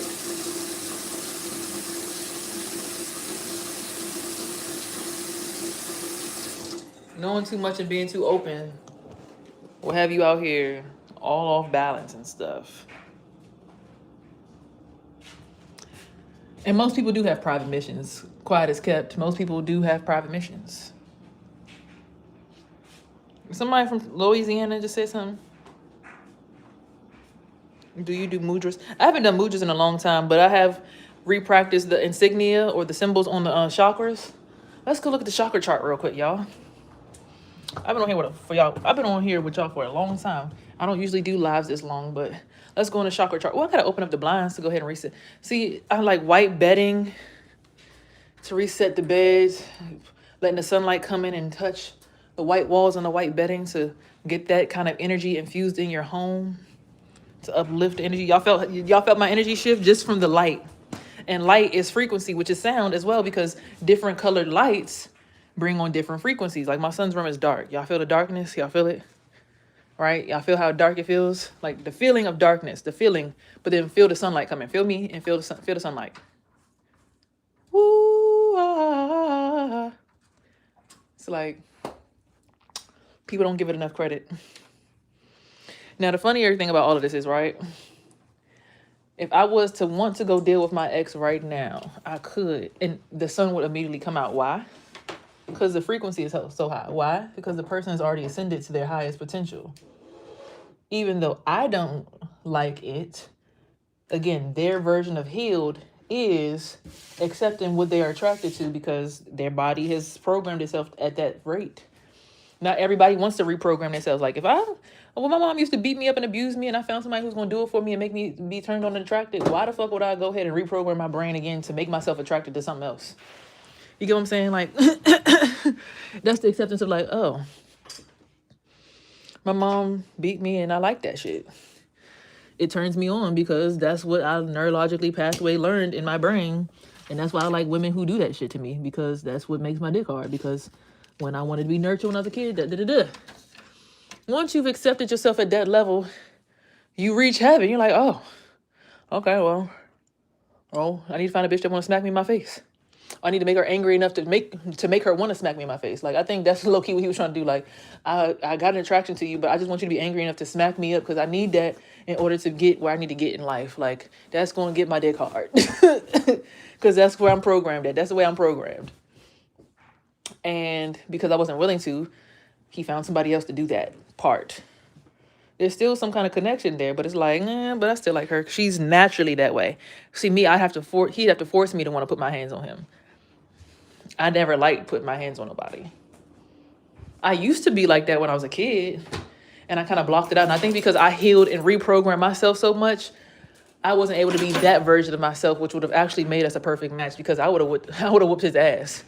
And he even asked me when he came back, he said, what the fuck got into you? Because after I took that hot bath, I started fighting him, beating him up. He's like, what the fuck got into you? And he was like, attracted again. Like, oh shit. Like, is she really all of it? Like, the whole thing? Wait a minute. The whole thing? And it's like, but me wanting to be healed, I don't want to put my hands on nobody. I don't want to beat nobody up. That's weird. I don't like that. You heal yourself so much, you heal yourself out of being yourself. And potentially lose out on somebody who genuinely, you won't realize it, but y'all might have been made for each other because of y'all's weird ass pasts and your ability to vulnerably understand each other. It's just his thing was, you can't tell nobody else about what goes on here. And it's like, well,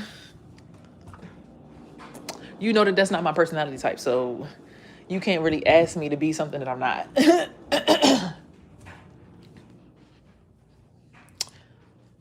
Oh, this doesn't have it. So it has the different chakras, but it doesn't have the symbols. So this, like this chakra right here, it has a symbol where it's like a little dot, and it's a line, and then it squiggles around, and then comes straight down. And this one has a one where it's like a dot, and it's a line, and it goes around to the side, and then comes down like a U. And this one has a dot and a line, and it has like a squiggle electric bolt. Then this one has a dot, and it's like a circle, and then a line. It's like the letter P, and then a straight line on the side.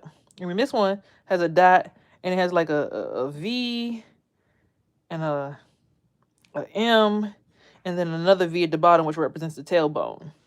So when you go ahead and look for the chakras on Google, you'll see the actual calligraphic drawings that it shows, and it'll show you what each one represents. And when you remember to draw those symbols on your body, it'll help you open up your chakras even more.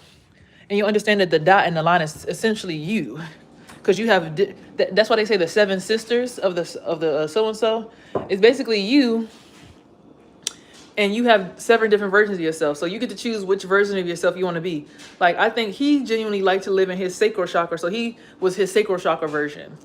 But you should know how to be your sacral chakra version of yourself, but then also be your solar plexus version of yourself. But then also channel your throat chakra version of yourself. But then also be able to channel your heart chakra version of yourself. And when you learn how to do that, and of course your chakras are on your spine, right? So reminding yourself to go to your spine and then draw, put it in there, draw, put it in there, draw, put it in there, draw, put it in there, make everything correct, right? Draw, put that on there, draw, put that one on there, draw, put that one on there. And when you do that, you realign yourself to your own chakras. What's interesting? I like strawberry milk, honestly, but yeah. What's interesting? But why do you want to learn so much that doesn't benefit you sometimes?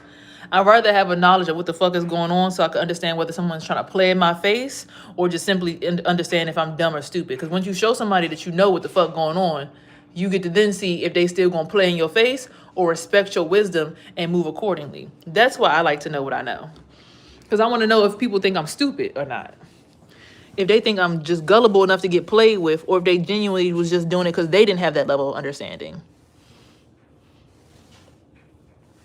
See, my ex was tried to tell me, I don't want to talk about that spiritual shit. I don't understand it.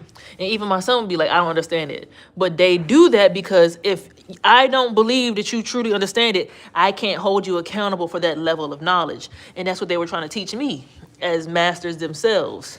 The mastery is to not understand a goddamn thing that's going on, so you can't be held accountable.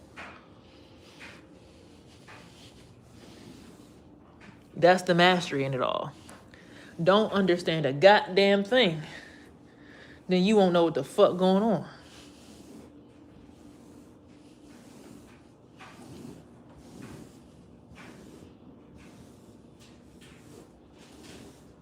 If you don't know what the fuck going on, how can someone possibly hold you accountable for that?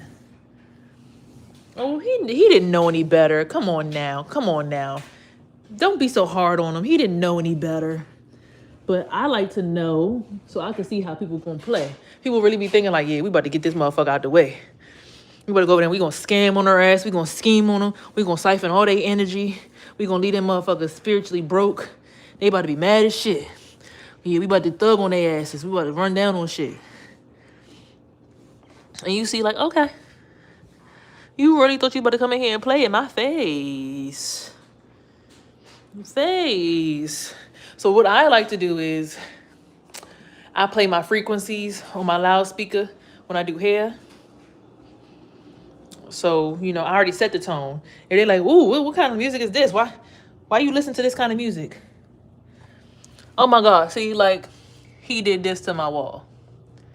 He purposely put his foot up on my wall. So now I'm looking at my wall and I see something that makes me think of him. So I don't actually get to forget him.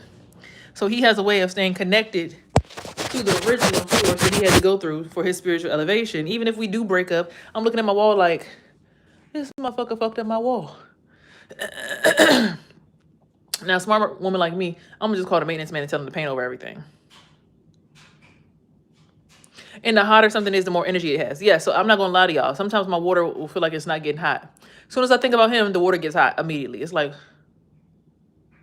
but that's because he's learned how to allow more energies to run through his body. So being a hoe as a man is not a bad thing because it actually makes you a hot spot, literally. Being a hoe as a woman is not a bad thing because it makes you a hot spot. The more energies you have around you, the more hotter your energy is. But the thing is, once you realize that people start to see you for who you are, they run away from you and it makes you cold. So what the person will do is, well, if I was so bad, then why she want to let me come around again? Watch, I'm about to be able to go over there again. Okay, and then everybody like, oh yeah, well see, you let him back in, so he couldn't be that bad. It's like, no, they take your level of understanding for granted, and they use it as a tool to be able to get people to really believe their credibility. No, I've never tried whiteface, but I'm about to get up out of here, y'all. I'm done talking. My throat is tired. That's a lot of energy being channeled through me. I'm just. We was on a roll. I'm ready to start talking now. I gotta save my throat chakra to make some music. So yeah, it's a lot of stuff going on. Yeah, that spiral. Y'all see that spiral spinning around my head?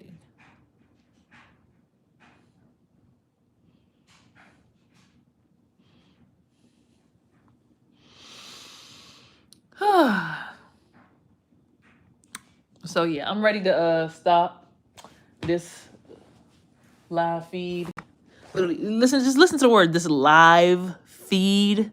I'm feeding you guys at this point. I have nothing else to feed y'all. I'm done. I'm tired. So get out of here. It was nice meeting you too. I'm tired. I fed y'all enough. Knowledge, time, wisdom, energy, all that. So now I'm ready to go feed myself by pouring into me and saying, I love y'all. Talk to y'all tomorrow. I'm here tomorrow, same time. It's just going to be a 30-minute video tomorrow because I gave y'all too much time today. So it's just going to be 30 minutes tomorrow, okay?